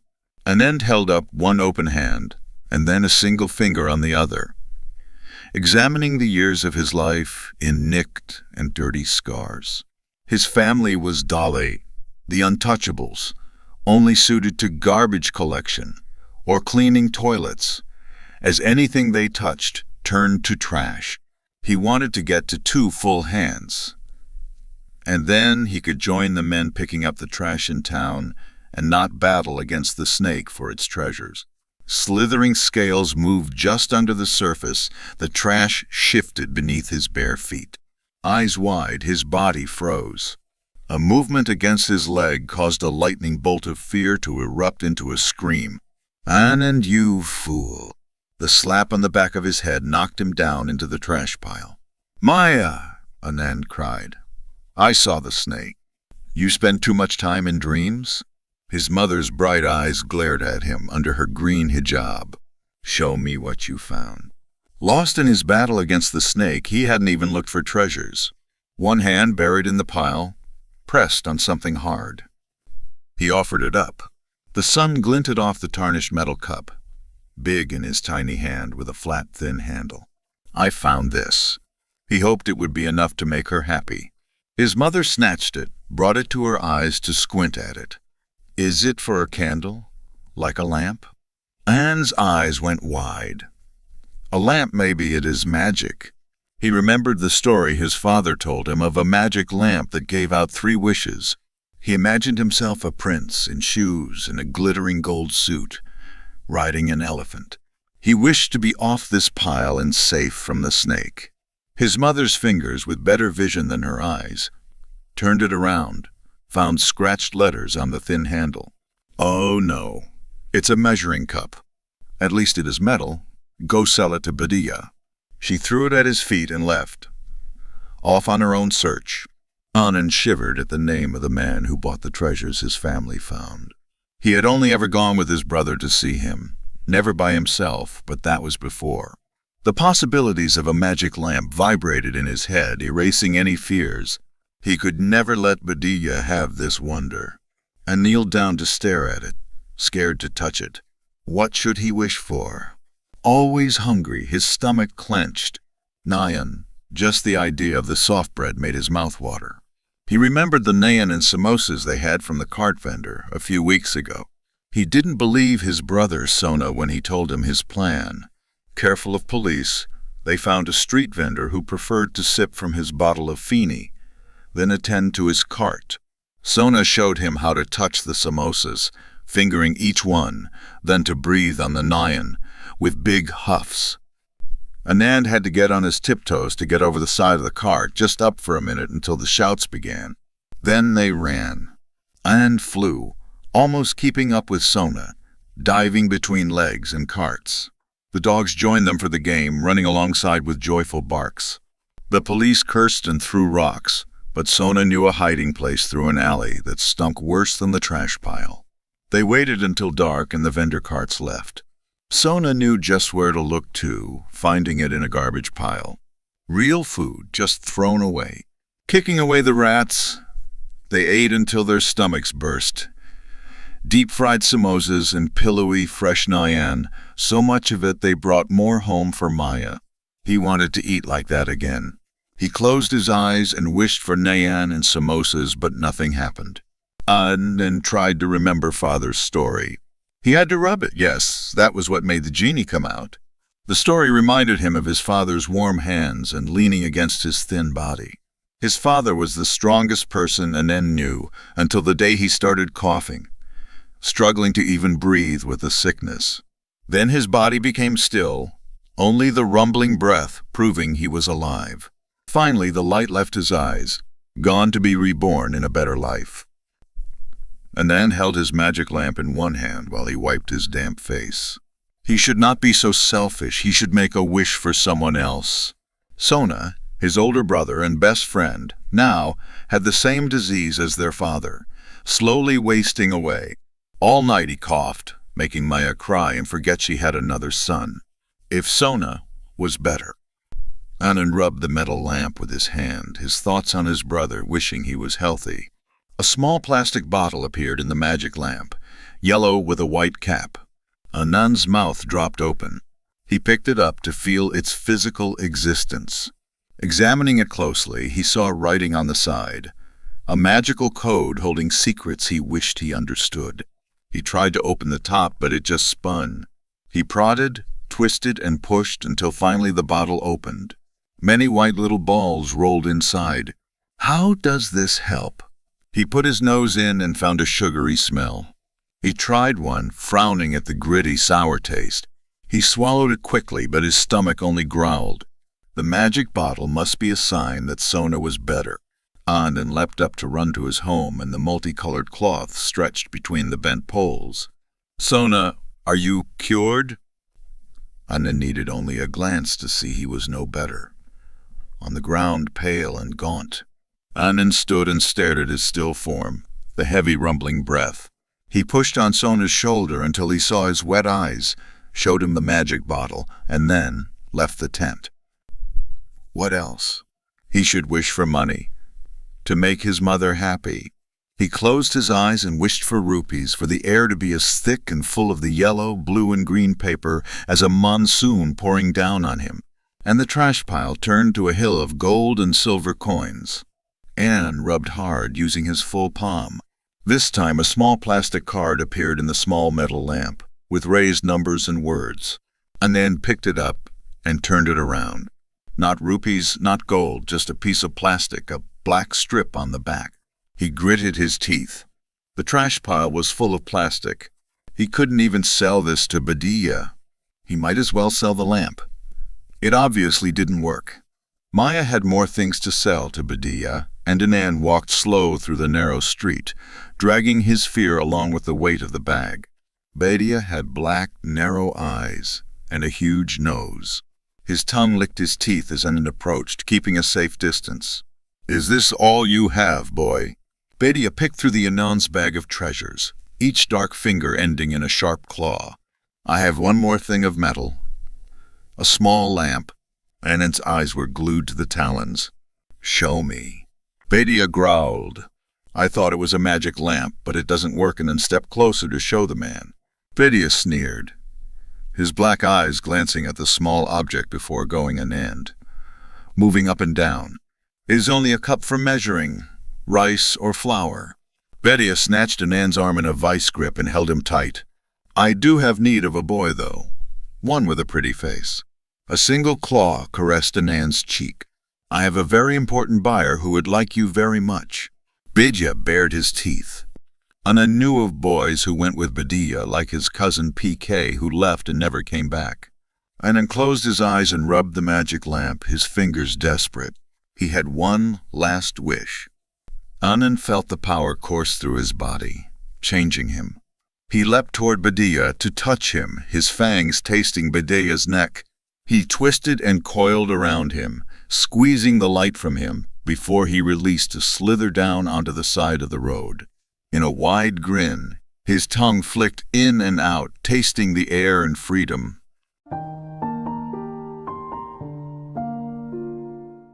The end. Thank you very much for watching.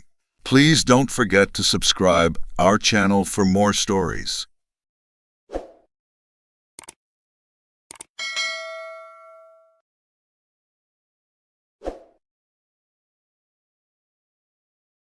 Welcome to our channel. We hope you enjoy our narrated stories.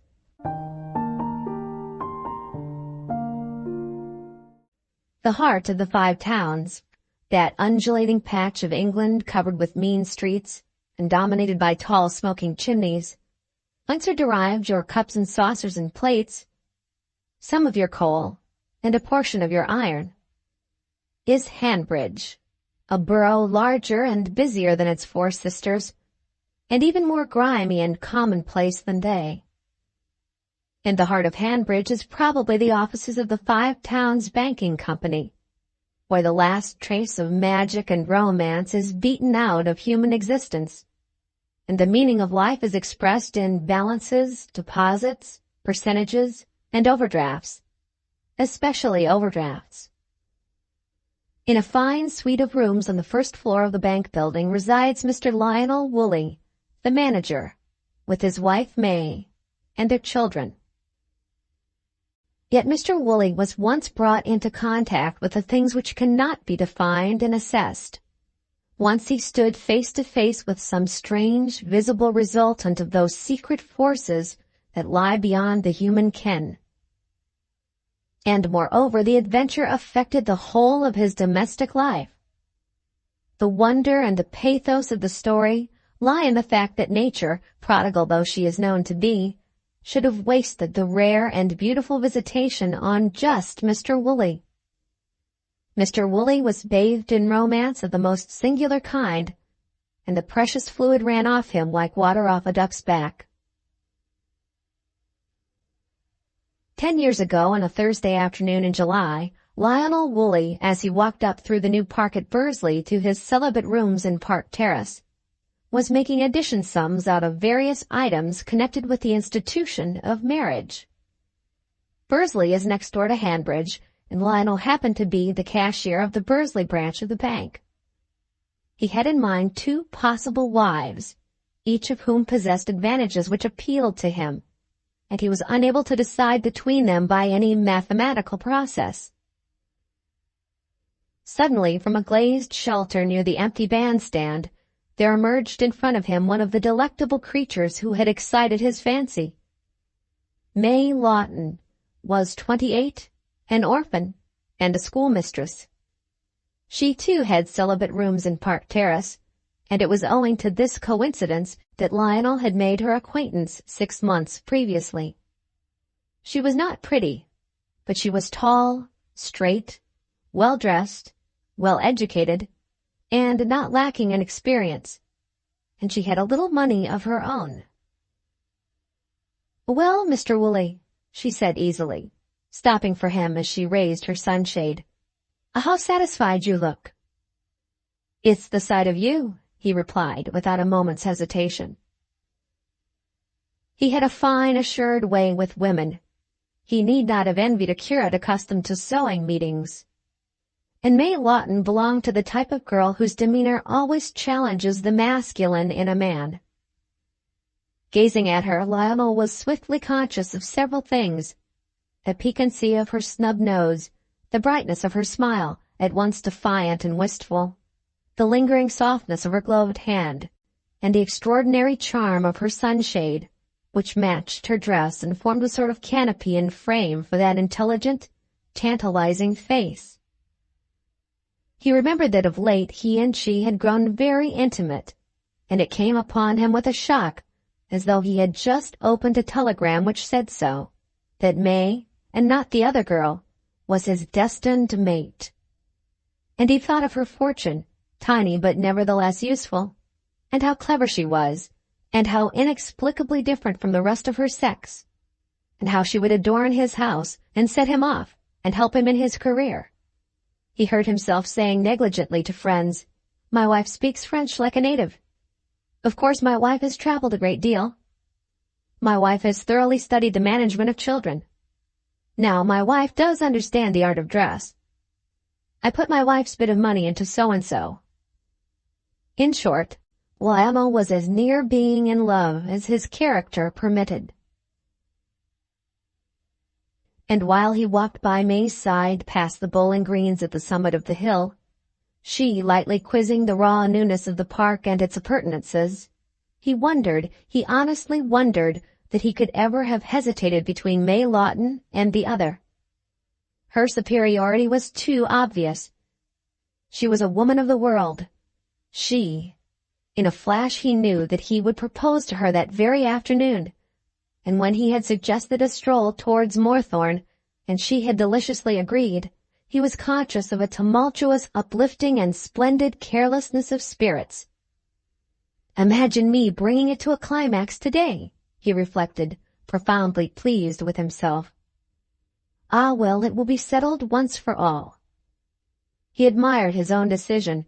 He was quite struck by it. "I shall call her May before I leave her," he thought, gazing at her, and discovering how well the name suited her, with its significances of alertness, geniality, and half-mocking coyness. "So, school is closed," he said, and added humorously, "Broken up is the technical term, I believe." "Yes," she answered, "and I had walked out into the park to meditate seriously upon the question of my holiday." She caught his eye in a net of bright glances, and romance was in the air. They had crossed the couple of smoke-soiled fields, and struck into the old Hanbridge Road just below the abandoned toll house with its broad eaves. "And whither do your meditations point?" he demanded playfully. "My meditations point to Switzerland," she said. "I have friends in Lausanne." The reference to foreign climes impressed him. "Would that I could go to Switzerland too," he exclaimed, and privately, "Now for it, I'm about to begin." "Why?" she questioned with elaborate simplicity. At the moment, as they were passing the toll house, the other girl appeared surprisingly from round the corner of the toll house, where the lane from Toft End joins the high road. This second creature was smaller than Miss Lawton, less assertive, less intelligent, perhaps, but much more beautiful. Everyone halted, and everyone blushed. "May," the interrupter at length stammered. "May," responded Miss Lawton lamely. The other girl was named May, too, May Dean, the child of the well-known Majolica manufacturer, who lived with his sons and daughters in a solitary and ancient house at Toft End. Lionel Woolley said nothing until they had all shaken hands. His famous way with women seemed to have deserted him. And then he actually stated that he had forgotten an appointment and must depart. He had gone before the girls could move. When they were alone, the two Mays fronted each other, confused, hostile, almost homicidal. "I hope I didn't spoil a tete-a-tete," said May Dean stiffly and sharply, in a manner quite foreign to her soft and yielding nature. The schoolmistress, abandoning herself to an inexplicable but overwhelming impulse, took breath for a proud lie. "No," she answered, "but if you had come 3 minutes earlier—" She smiled calmly. "Oh," murmured May Dean after a pause. That evening May Dean returned home at 9:30. She had been with her 2 brothers to a lawn tennis party at Hillport, and she told her father, who was reading the Staffordshire Signal in his accustomed solitude, that the boys were staying later for cards, but that she had declined to stay because she felt tired. She kissed the old widower good night and said that she should go to bed at once. But before retiring she visited the housekeeper in the kitchen in order to discuss certain household matters: Jim's early breakfast, the proper method of washing Herbert's new flannels — Herbert would be very angry if they were shrunk — and the dog biscuits for Carlo. These questions settled, she went to her room, drew the blind, lighted some candles, and sat down near the window. She was 22, and she had about her that strange and charming nun-like mystery which often comes to a woman who lives alone and unguessed at among male relatives. Her room was her bower. No one, save the servants and herself, ever entered it. Mr. Dean and Jim and Bertie might glance carelessly through the open door in passing along the corridor. But had they chanced in idle curiosity to enter, the room would have struck them as unfamiliar, and they might perhaps have exclaimed with momentary interest, "So this is May's room," and some hint that May was more than a daughter and sister, a woman, withdrawn, secret, disturbing, living her own inner life side by side with the household life, might have penetrated their obtuse paternal and fraternal masculinity. Her beautiful face, the nose and mouth were perfect, and at either extremity of the upper lip grew a soft down. Her dark hair, her quiet voice, and her gentle acquiescence, diversified by occasional outbursts of sarcasm, appealed to them and won them. But they accepted her as something of course, as something which went without saying.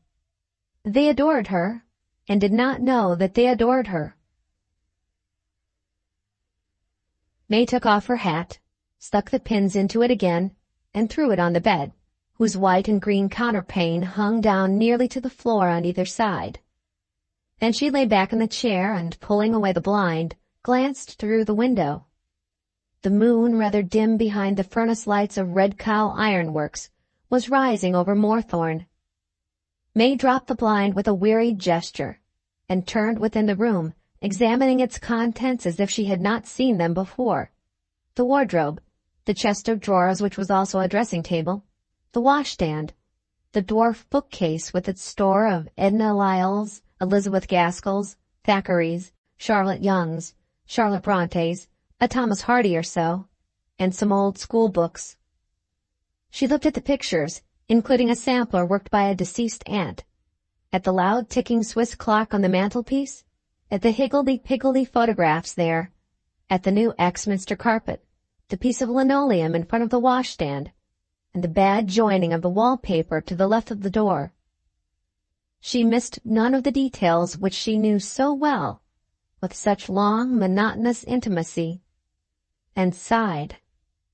Then she got up from the chair, and, opening a small drawer in the chest of drawers, put her hand familiarly to the back and drew forth a photograph.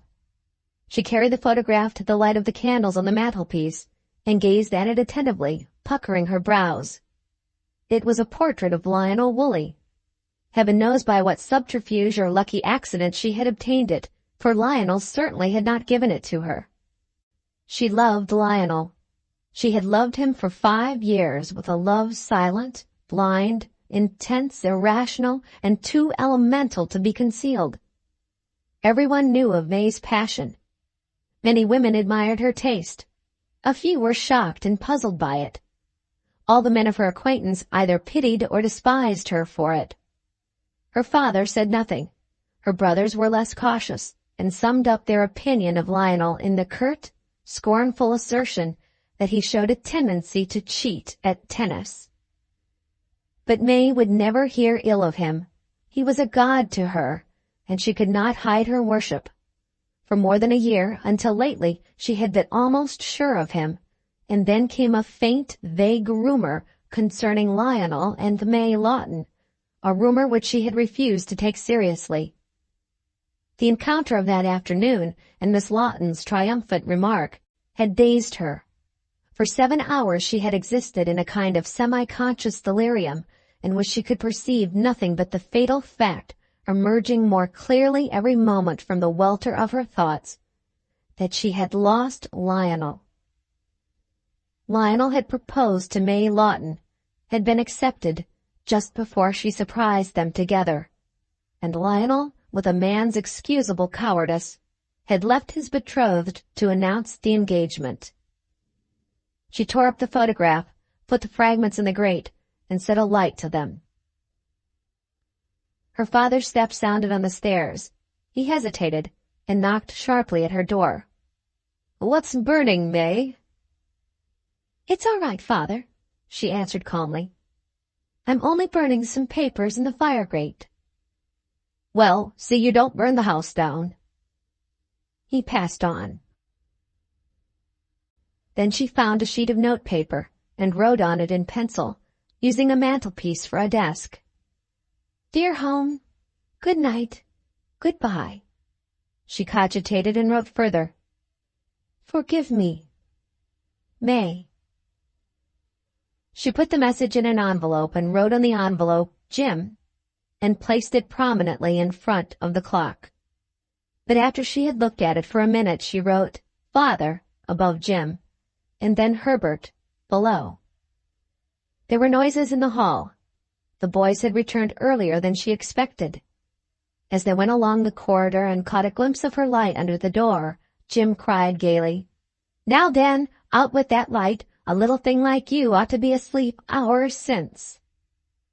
She listened for the bang of their door, and then, very hurriedly, she removed her pink frock and put on an old black one, which was rather tight in the waist, and she donned her hat, securing it carefully with both pins, extinguished the candles, and crept quietly downstairs, and so by the back door into the garden. Carlo, the retriever, came halfway out of his kennel and greeted her in the moonlight with a yawn. She patted his head and ran stealthily up the garden, through the gate, and up the waste greenland toward the crown of the hill. The top of Toft End is the highest land in the 5 towns, and from it may be clearly seen all the lurid evidences of manufacture which sweep across the borders of the sky on north, east, west, and south. Northeastwards lie the moorlands, and far off Manifold, the metropolis of the moorlands, as it is called. On this night the furnaces of Red Cow Ironworks in the hollow to the east were in full blast. Their fluctuating yellow light illuminated queerly the grass of the fields above Dean's house, and the regular roar of their breathing reached that solitary spot like the distant rumor of some leviathan beast angrily fuming. Further away to the southwest, the Cauldron Bar Ironworks reproduced the same phenomena, and round the whole horizon, near and far, except to the northeast, the lesser fires of labor leapt and flickered and glinted in their mists of smoke, burning ceaselessly, as they burned every night and every day at all seasons of all years. The town of Bursley slept in the deep valley to the west, and vast Hanbridge in the shallower depression to the south, like two sleepers accustomed to rest quietly amid great disturbances. The beacons of their town halls and churches kept watch, and the whole scene was dominated by the placidity of the moon, which had now risen clear of the Red Cow furnace clouds, and was passing upwards through tracts of stars. Into this scene, climbing up from the direction of Manifold, came Lionel Woolley, nearly at midnight, having walked some 18 miles in a vain effort to re-establish his self-satisfaction by a process of reasoning and ingenious excuses. Lionel felt that in the brief episode of the afternoon he had scarcely behaved with dignity. In other words, he was fully and painfully aware that he must have looked a fool, a coward, an ass, a contemptible and pitiful person, in the eyes of at least one girl, if not two. He did not like this. No man would have liked it, and to Lionel the memory of an undignified act was acute torture. Why had he bidden the girls adieu and departed? Why had he, in fact, run away? What precisely would May Lawton think of him? How could he explain his conduct to her and to himself? And had that worshipping, affectionate thing, May Dean, taken note of his confusion, of the confusion of him who was never confused, who was equal to every occasion and every emergency? These were some of the questions which harried him and declined to be settled. He had walked to Manifold and had tea at the Roebuck, and walked back, and still the questions were harrying. And as he came over the hill by the field path and descried the lone house of the Deans in the light of the red cow furnaces and of the moon, the worship of May Dean seemed suddenly very precious to him, and he could not bear to think that any stupidity of his could have impaired it. Then he saw May Dean walking slowly across the field, close to an abandoned pit shaft, whose low protecting circular wall of brick was crumbling to ruin on the side nearest to him. She stopped, appeared to gaze at him intently, turned, and began to approach him. And he too, moved by a mysterious impulse which he did not pause to examine, swerved and quickened his step in order to lessen the distance between them. He did not at first even feel surprised that she should be wandering solitary on the hill at that hour. Presently she stood still, while he continued to move forward. It was as if she drew him, and soon in the pale moonlight and the wavering light of the furnaces he could decipher all the details of her face, and he saw that she was smiling fondly, invitingly, admiringly, lustrously, with the old undiminished worship and affection. And he perceived a dark discoloration on her right cheek, as though she had suffered a blow. But this mark did not long occupy his mind. He thought suddenly of the strong probability that her father would leave a nice little bit of money to each of his 3 children. And he thought of her beauty, and of her timid fragility in the tight black dress, and of her immense and unquestioning love for him, which would survive all accidents and mishaps. He seemed to sink luxuriously into this grand passion of hers, which he deemed quite natural and proper, as into a soft feather bed, to live secure in an atmosphere of exhaustless worship, to keep a fount of balm and admiration forever in the house, a bubbling spring of passionate appreciation which would be continually available for the refreshment of his self-esteem, to be always sure of an obedience blind and willing, a subservience which no tyranny and no harshness and no whim would rouse into revolt, to sit on a throne with so much beauty kneeling at his feet. And the possession of her beauty would be a source of legitimate pride to him. People would often refer to the beautiful Mrs. Woolley. He felt that in sending May Dean to interrupt his highly emotional conversation with May Lawton, Providence had watched over him and done him a good turn. May Lawton had advantages, and striking advantages, but he could not be sure of her. The suspicion that if she married him, she would marry him for her own ends caused him a secret disquiet, and he feared that one day, perhaps one morning at breakfast, she might take it into her intelligent head to mock him, to exercise upon him her gift of irony, and to intimate to him that if he fancied she was his slave, he was deceived. That she sincerely admired him he never for an instant doubted, but... And moreover, the unfortunate episode of the afternoon might have cooled her ardor to the freezing point. He stood now in front of his worshipper, and the notion crossed his mind that in after years he could say to his friends, "I proposed to my wife at midnight under the moon. Not many men have done that." "Good evening," he ventured to the girl, and he added with bravado, We've met before today, haven't we?" She made no reply, but her smile was more affectionate, more inviting than ever. "I'm glad of this opportunity, very glad," he proceeded. "I've been wanting to. You must know, my dear girl, how I feel." She gave a gesture, charming in its sweet humility, as if to say, "Who am I that I should dare?" And then he proposed to her, asked her to share his life, and all that sort of thing. And when he had finished, he thought, "It's done now, anyway." Strange to relate, she offered no immediate reply, but she bent a little towards him with shining, happy eyes. He had an impulse to seize her in his arms and kiss her, but prudence suggested that he should defer the right.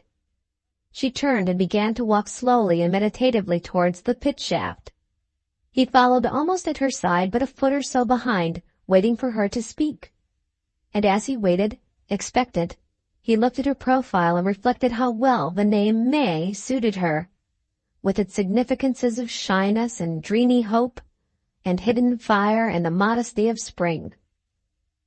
And while he was thus savoring her face, and they were still 10 yards from the pit shaft, she suddenly disappeared from his vision, as it were by a conjuring trick. He had a horrible sensation in his spinal column. He was not the man to mistrust the evidence of his senses, and he knew, therefore, that he had been proposing to a phantom. The next morning, early because of Jim's early breakfast, when Madine's disappearance became known to the members of the household, Jim had the idea of utilizing Carlo in the search for her. The retriever went straight, without a fault, to the pit shaft, and May was discovered alive and unscathed, save for a contusion of the face and a sprain in the wrist. Her suicidal plunge had been arrested at only a few feet from the top of the shaft by a cross stay of timber upon which she lay prone. There was no reason why the affair should be made public, and it was not. It was suppressed into one of those secrets which embed themselves in the histories of families, and after 2 or 3 generations blossom into romantic legends of appropriate circumstantial detail. Lionel Woolley spent a woeful night at his rooms. He did not know what to do, and on the following day May Lawton encountered him again, and proved by her demeanor that the episode of the previous afternoon had caused no estrangement. Lionel vacillated. The sway of the schoolmistress was almost restored, and it would have been restored fully had he not been preoccupied by a feverish curiosity, the curiosity to know whether or not May Dean was dead.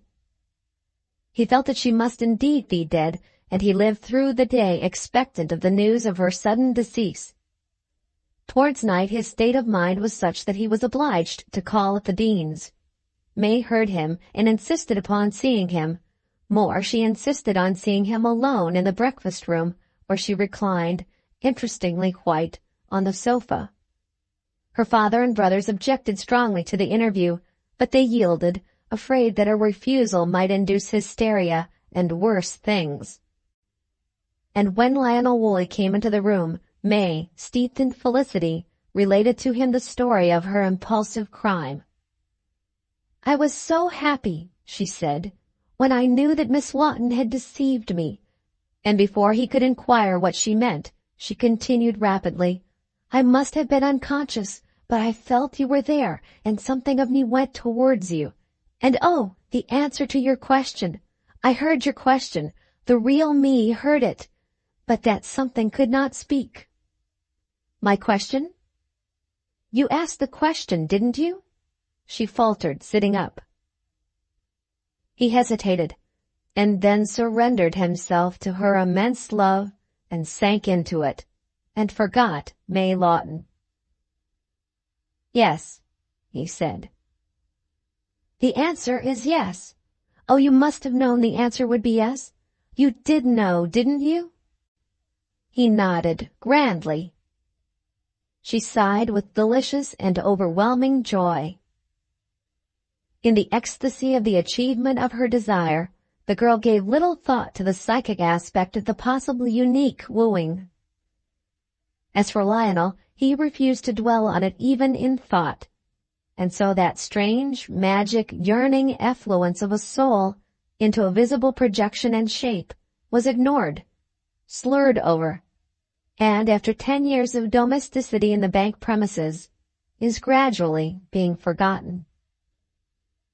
He is a man of business, and she, with her fading beauty, her ardent, continuous worship of the idol, her half-dozen small children, the eldest of whom is only 8, and the white window curtains to change every week because of the smuts. Do you suppose that she has time or inclination to ponder upon the theory of the subliminal consciousness and kindred mysteries?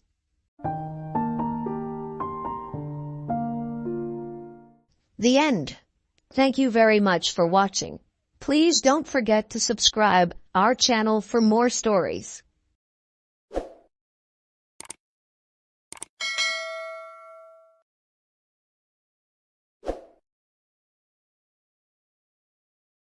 Welcome to our channel. We hope you enjoy our narrated stories. Ernest clutched the doll to his chest. His Nana had given it to him for his 8th birthday. The doll, which he'd named Kevin, was a ventriloquist dummy. It was also his best friend. In his usual spot under the deck, well hidden behind the pump for the hot tub, Ernest could hear his parents arguing as if he were in the same room. His parents often went out to the deck to argue, completely unaware that Ernest was tucked away listening in. It had become a habit for both parties. "You don't find it the least bit creepy," his father said. The clink of ice against a glass as it was set down on the railing made Ernest's teeth chatter, and he had a bad feeling. His stomach did flip-flops like the time he had eaten the leftover egg salad after the cookout. She meant well. His mother said, her voice sounded tired, like it always did lately when she talked to his father. Ernest's father snorted. "She's eccentric," his mother added. Ernest didn't know what that meant, but assumed it wasn't good. That's the understatement of the year. Now she's trying to get her hooks into Ernest and color him with her own brand of crazy. That's harsh. Come on, Linda. The kid is already awkward enough without giving him a ventriloquist dummy. What's next? An accordion. Geez, Pete. Great sensitivity. Ernest isn't awkward. The doctor said it's just a phase, a normal part of growing up. Fancy doctor speak for weird. I can't talk to you. Footsteps. Then the sound of the sliding glass door opening, and then forcibly shut. His father didn't follow. He finished his drink. Ernest could picture him downing it in one gulp before going inside.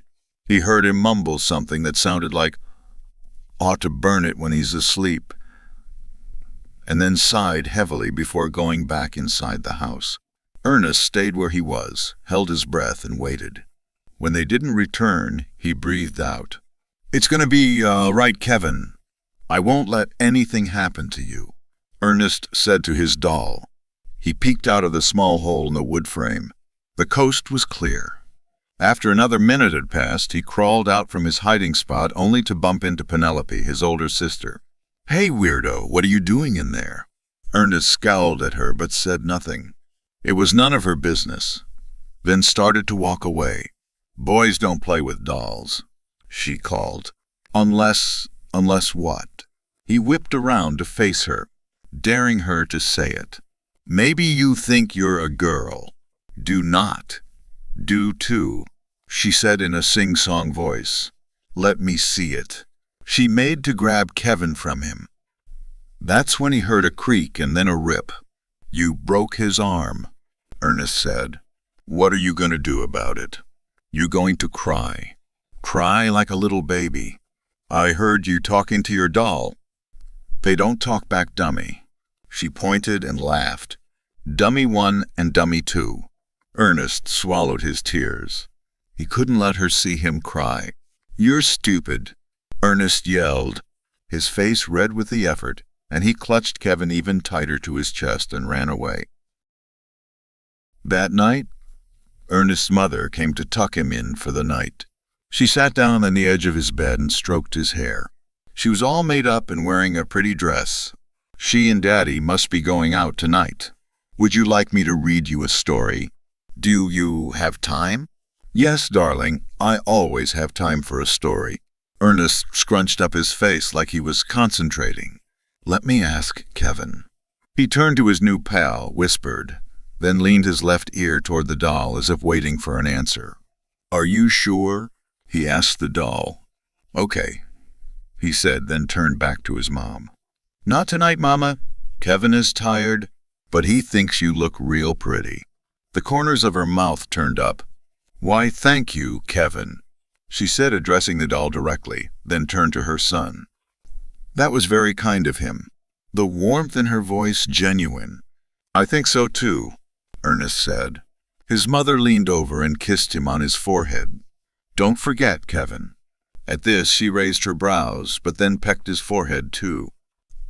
A dark silhouette filled the doorway, blocking the hall light.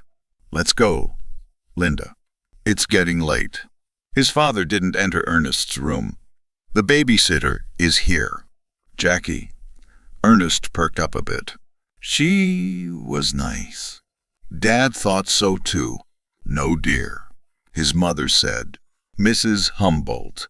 Ernest frowned. He didn't like her. She was mean. She never let him have his favorites like Oreos or shallot chip ice cream. Just go to sleep. When you wake up in the morning, we'll be here. No funny business, his dad said, shutting the door behind his mother. Ernest had no idea what kind of funny businesses his father expected him to get up to, especially at this hour, but he rolled over careful not to squash Kevin's bandaged arm.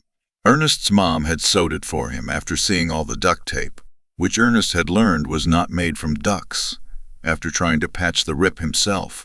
When his mother asked him what happened, Ernest didn't squeal on Penelope. Even though it was her fault that Kevin's arm had nearly been torn off, and she deserved to be punished for what she'd done. Ernest's eyes snapped open. He was wide awake, but he wasn't in his room. A strip of moonlight carved a long swath across his sister's bed. Something gleamed on the floor. Scissors. Bits of hair, too.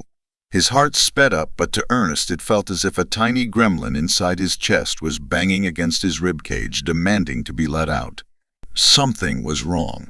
He stepped closer to Penelope to get a better look and then clamped his hand over his mouth when he saw her. Someone had cut off 2 large hunks of her long blonde hair. It was the thing she was most proud of, brushing it 100 strokes every night. Kevin was lying on the floor at the foot of her bed. Like tiny fingers crawling up his spine, an odd sensation crept over Ernest. His pajamas felt damp.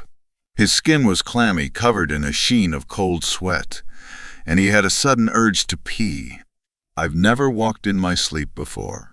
But that wasn't what bothered him, and he pushed the uneasy thought aside. How would he explain what happened? He reached for Kevin, careful not to make a sound, and scooped him up.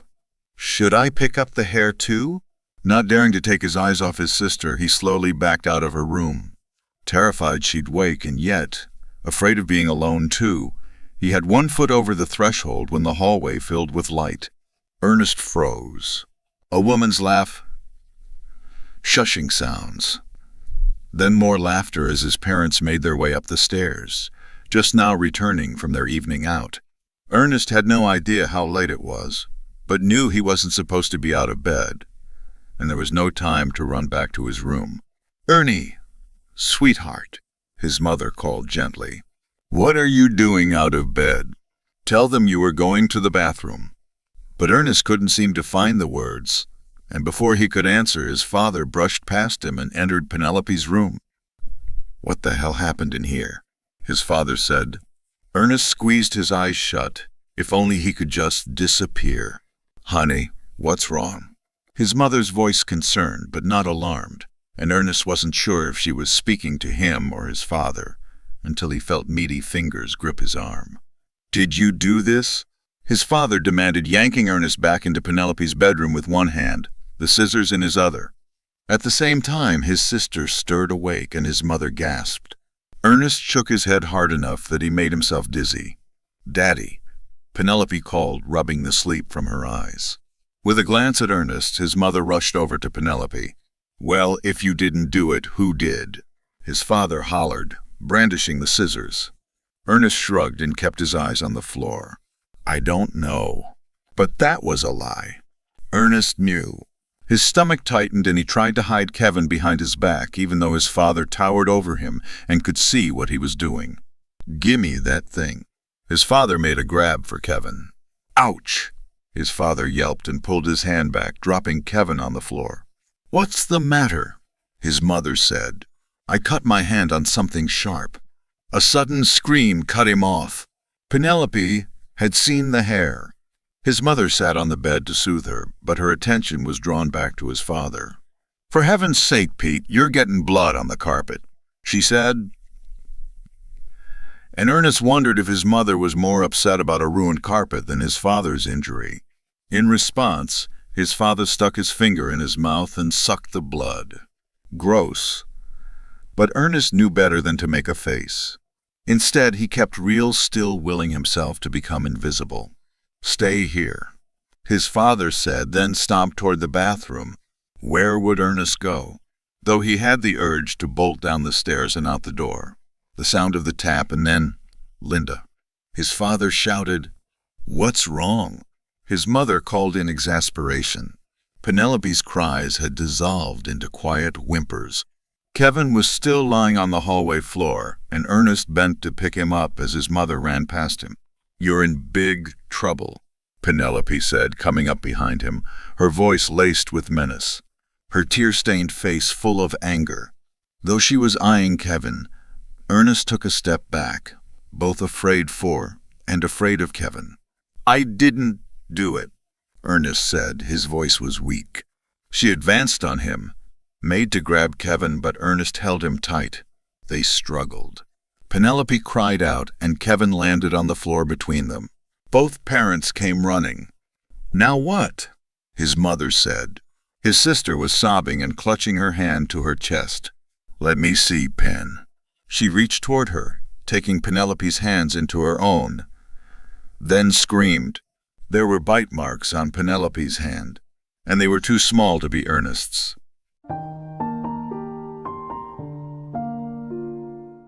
The end. Thank you very much for watching. Please don't forget to subscribe our channel for more stories.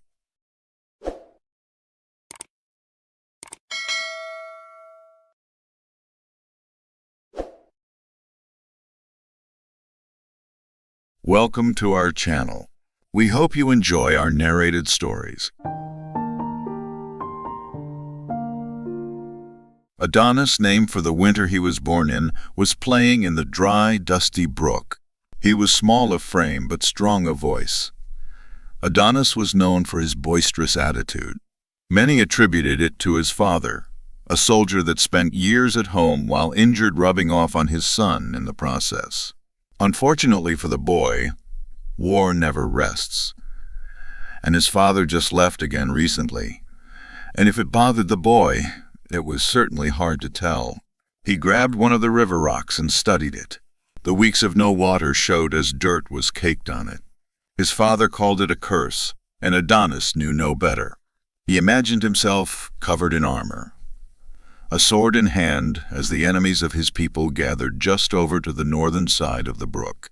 Warlocks most assuredly. As Adonis stepped towards his enemies, stick sword in hand, a voice shot out from behind him. "Have you always had such a knightly charm?" Adonis turned to see a girl, Abby, who was not much older than him, standing on the bridge that led over the brook. He huffed once, blushing. She knew this young man liked her, and she found every moment to torment him for it. "Haven't you given me enough grief?" he screamed back at her. "Oh, I intend to," she snickered. "But come on. Your supper's getting cold, and we can't have you getting sick, too." They marched back to the manor, about a half a mile from the would-be battleground, settling in for the evening and enjoying a fine potato and venison stew between walls of hardened nails, lumber, and marble. 7 hours later, Adonis's hand lined the halls as he walked, following this distant echo. Everything seemed to pulse a radiant green. He walked the halls to the door, following what had turned into a soft siren song. He walked by the moonlight all across the yard and into the forest, before finding a deer trail. The melody had grown to a gradual crescendo. This deer trail opened up to a flowing sea of grass encircled by a wall of trees. A grove. A figure sat, hunchbacked atop a rock near the grove's center. As Adonis approached, he felt his mind slip into unrest, his childish bravado giving way to a wave of fear and mystery. A flood of thoughts about the deaths of family, of Abby, all dying to some cough.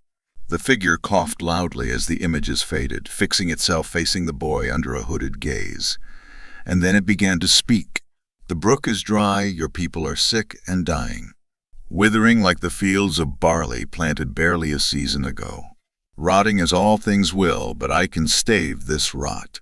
If you win my game, I will bring life to this dying hamlet. I will save your people. A ghastly wheeze followed, then silence. A game? Adonis asked, feeling his voice crack. Yes, the hunchback replied. Adonis was keen for games, had always been, though he felt as if it was anything but a game. This was the closest encounter he had ever had with something this paranormal in nature. If I lose. Oh, dear Adonis. The figure cackled sharply. You will simply slip into a dream. A comforting visage. Adonis bites at his cracked lips. We need that water. Okay. Adonis could sputter the figure's stance on the rock, straightening out against a cloudy sky. A fog was growing heavy over the grove. This game is simple. I speak a riddle and you speak an answer. I'm afraid. No, you're not. It gasped. You're perfect. The figure set his hand caressing the air between them. His hand fell limply as his hooded gaze fixed back on Adonis. Now what was her name? Her body fluid, her blood teeming with life. What was her name? The woman that has nurtured you without taking one breath of life. What was her name? The boy thought for a moment he wanted to say his mother at first, but this seemed more advanced thing than that. This was unlike the children's riddles. He listened for the sound of the water rushing nearby. It was always soothing to him, but nothing met his ear. Wait. That's right. Brook. Like the brook of our hamlet. Very good, you may prove pleasing. For a child. The figure raised his hand to his shoulder, where on his pack there was a lantern. He grabbed it and held it out in front of him, towards Adonis. Now, what is this form? The garden of antiquity, inside a slough of wealth, though my own contains little. What is this form? Adonis put his hand on his chin, a pose he saw his father strike a time or two. It didn't seem to help much. A wind picked up, washing the pair in some strong set of breeze from the east. Wealth, garden of antiquity. Adonis could barely tell you what antiquity meant, but he was unsure of something that grew in antiquity, unless it was something meant to be kept safe. That's it. A vault, Adonis barked. Very good. You have a keen ear and eye for a child. It would be a shame if you happened upon such a vault. Such a shame. Your own vault. What use is a vault without any value? You may just find out. The figure cackled. Adonis couldn't help but gulp at this thought. He was colder now than when he had left his bed. His warm bed. The thought of its covers and sheets flooded his mind and washed out a bit of the fear that was there, but a quick wind pulled him right back out of it. All right, now the final question, and my people will be healthy again. We will have water for everyone. Just one more, it said with a hollow groan. Now what do I keep in my vault? The gem of the mind. Our own eternity, our own promise. What do I keep in my vault? Adonis breathed heavily. While meeting the being had been different to say the least, these questions had driven him up a wall. He was shaking, his breath forming out in front of him as the morning cold seemed settled with this new wind. But it couldn't be this cold just from the wind. It was something else. Something in the air. He held himself lightly, trying to rub his hands under his arms, till they would warm as he pondered the riddle. What could be our own eternity, our own promise? Some sort of heaven. But why word it in such a way? Our own eternity. Heaven. The being straightened up, the maw of his hood forming teeth as two eyes peered out high under the hood, a bright red color. A piercing set of cracks and groans filled the air as the coat was shifted and torn, as the form of the hunchback took on a much more menacing shape. Such a shame.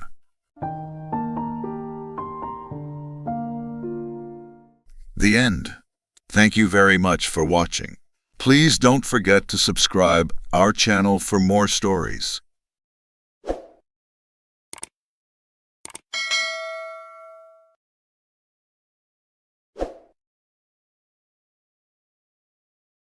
Welcome to our channel.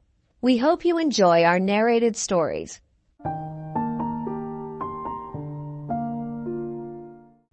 Hello, below there. When he heard a voice thus calling to him, he was standing at the door of his box with a flag in his hand, throwed round its short pole. One would have thought, considering the nature of the ground, that he could not have doubted from what quarter the voice came. But instead of looking up to where I stood on the top of the steep cutting nearly over his head, he turned himself about and looked down the line. There was something remarkable in his manner of doing so, though I could not have said for my life what. But I know it was remarkable enough to attract my notice, even though his figure was foreshortened and shadowed down in the deep trench, and mine was high above him, so steeped in the glow of an angry sunset that I had shaded my eyes with my hand before I saw him at all. Hello, below. From looking down the line, he turned himself about again, and raising his eyes, saw my figure high above him. Is there any path by which I can come down and speak to you? He looked up at me without replying, and I looked down at him without pressing him too soon with the repetition of my idle question. Just then there came a vague vibration in the earth and air, quickly changing into a violent pulsation and an oncoming rush that caused me to start back as though it had force to draw me down. When such vapor as rose to my height from the rapid train had passed me and was skimming away over the landscape, I looked down again and saw him refurling the flag he had shown while the train went by. I repeated my inquiry. After a pause, during which he seemed to regard me with fixed attention, he motioned with his rolled-up flag towards a point on my level some 200 or 300 yards distant. I called him all right, and made for that point. There, by dint of looking closely about me, I found a rough zigzag descending path, notched out, which I followed. The cutting was extremely deep and unusually precipitate. It was made through a clammy stone that became oozier and wetter as I went down. For these reasons, I found the way long enough to give me time to recall a singular air of reluctance or compulsion with which he had pointed out the path. When I came down low enough upon the zigzag descent to see him again, I saw that he was standing between the rails on the way by which the train had lately passed, in an attitude as if he were waiting for me to appear. He had his left hand at his chin, and that left elbow rested on his right hand, crossed over his breast. His attitude was one of such expectation and watchfulness that I stopped a moment, wondering at it. I resumed my downward way, and stepping out upon the level of the railroad and drawing near to him, saw that he was a dark, sallow man, with a dark beard and rather heavy eyebrows. His post was in as solitary and dismal a place as ever I saw. On either side a dripping wet wall of jagged stone, excluding all view but a strip of sky. The perspective one way, only a crooked prolongation of this great dungeon, the shorter perspective in the other direction, terminating in a gloomy red light, and the gloomier entrance to a black tunnel in whose massive architecture there was a barbarous, depressing, and forbidding air. So little sunlight ever found its way to this spot that it had an earthy, deadly smell, and so much cold wind rushed through it that it struck chills in me as if I had left the natural world. Before he stirred, I was near enough to have touched him. Not even then removing his eyes from mine, he stepped back one step and lifted his hand. This was a lonesome post to occupy, I said, and it had riveted my attention when I looked down from up yonder. A visitor was a rarity, I should suppose, not an unwelcome rarity, I hoped. In me, he merely saw a man who had been shut up within narrow limits all his life, and who, being at last set free, had a newly awakened interest in these great works. To such purpose I spoke to him, but I am far from sure of the terms I used, for besides that I am not happy in opening any conversation, there was something in the man that daunted me. He directed a most curious look towards the red light near the tunnel's mouth and looked all about as if something were missing from it, and then looked at me. That light was part of his charge, was it not? He answered in a low voice, "Don't you know it is?" The monstrous thought came into my mind as I perused the fixed eyes and the saturnine face that this was a spirit, not a man. I have speculated since whether there may have been infection in his mind. In my turn, I stepped back, but in making the action I detected in his eyes some latent fear of me.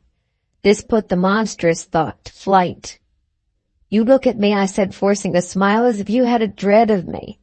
I was doubtful, he returned, whether I had seen you before. "Where?" He pointed to the red light he had looked at.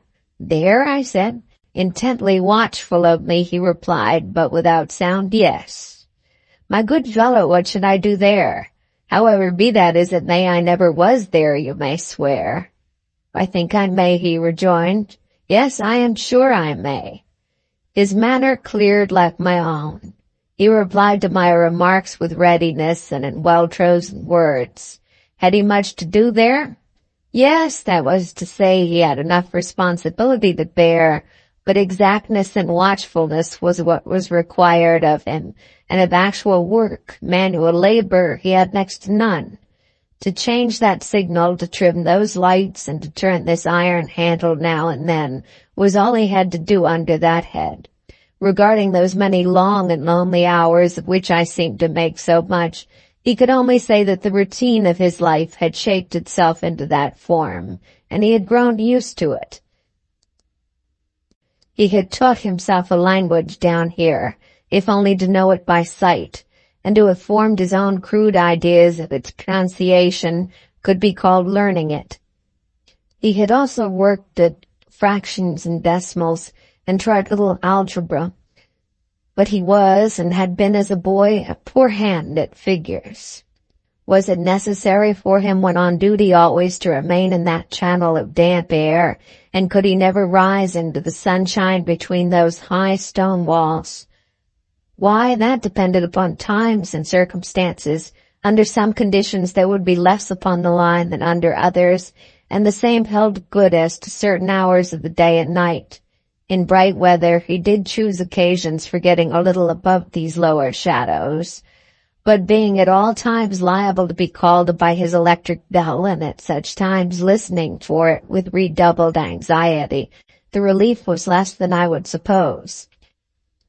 He took me into his box, where there was a fire, a desk for an official book in which he had to make certain entries, a telegraphic instrument with its dial, face, and needles, and the little bell of which he had spoken. On my trusting that he would excuse the remark that he had been well educated, and, I hoped, might say without offense, perhaps educated above that station, he observed that instances of slight incongruity in such wise would rarely be found wanting among large bodies of men, that he had heard it was so in workhouses and the police force, even in that last desperate resource, the army, and that he knew it was so, more or less, in any great railway staff. He had been, when young, if I could believe it, sitting in that hut he scarcely could, a student of natural philosophy, and had attended lectures. But he had run wild, misused his opportunities, gone down and never risen again. He had no complaint to offer about that. He had made his bed and he lay upon it. It was far too late to make another. All that I have here condensed he said in a quiet manner, with his grave, dark regards divided between me and the fire. He threw in the word sir from time to time, and especially when he referred to his youth, as though to request me to understand that he claimed to be nothing but what I found him. He was several times interrupted by the little bell, and had to read off messages and send replies. Once he had to stand without the door and display a flag as the train passed, and make some verbal communication to the driver.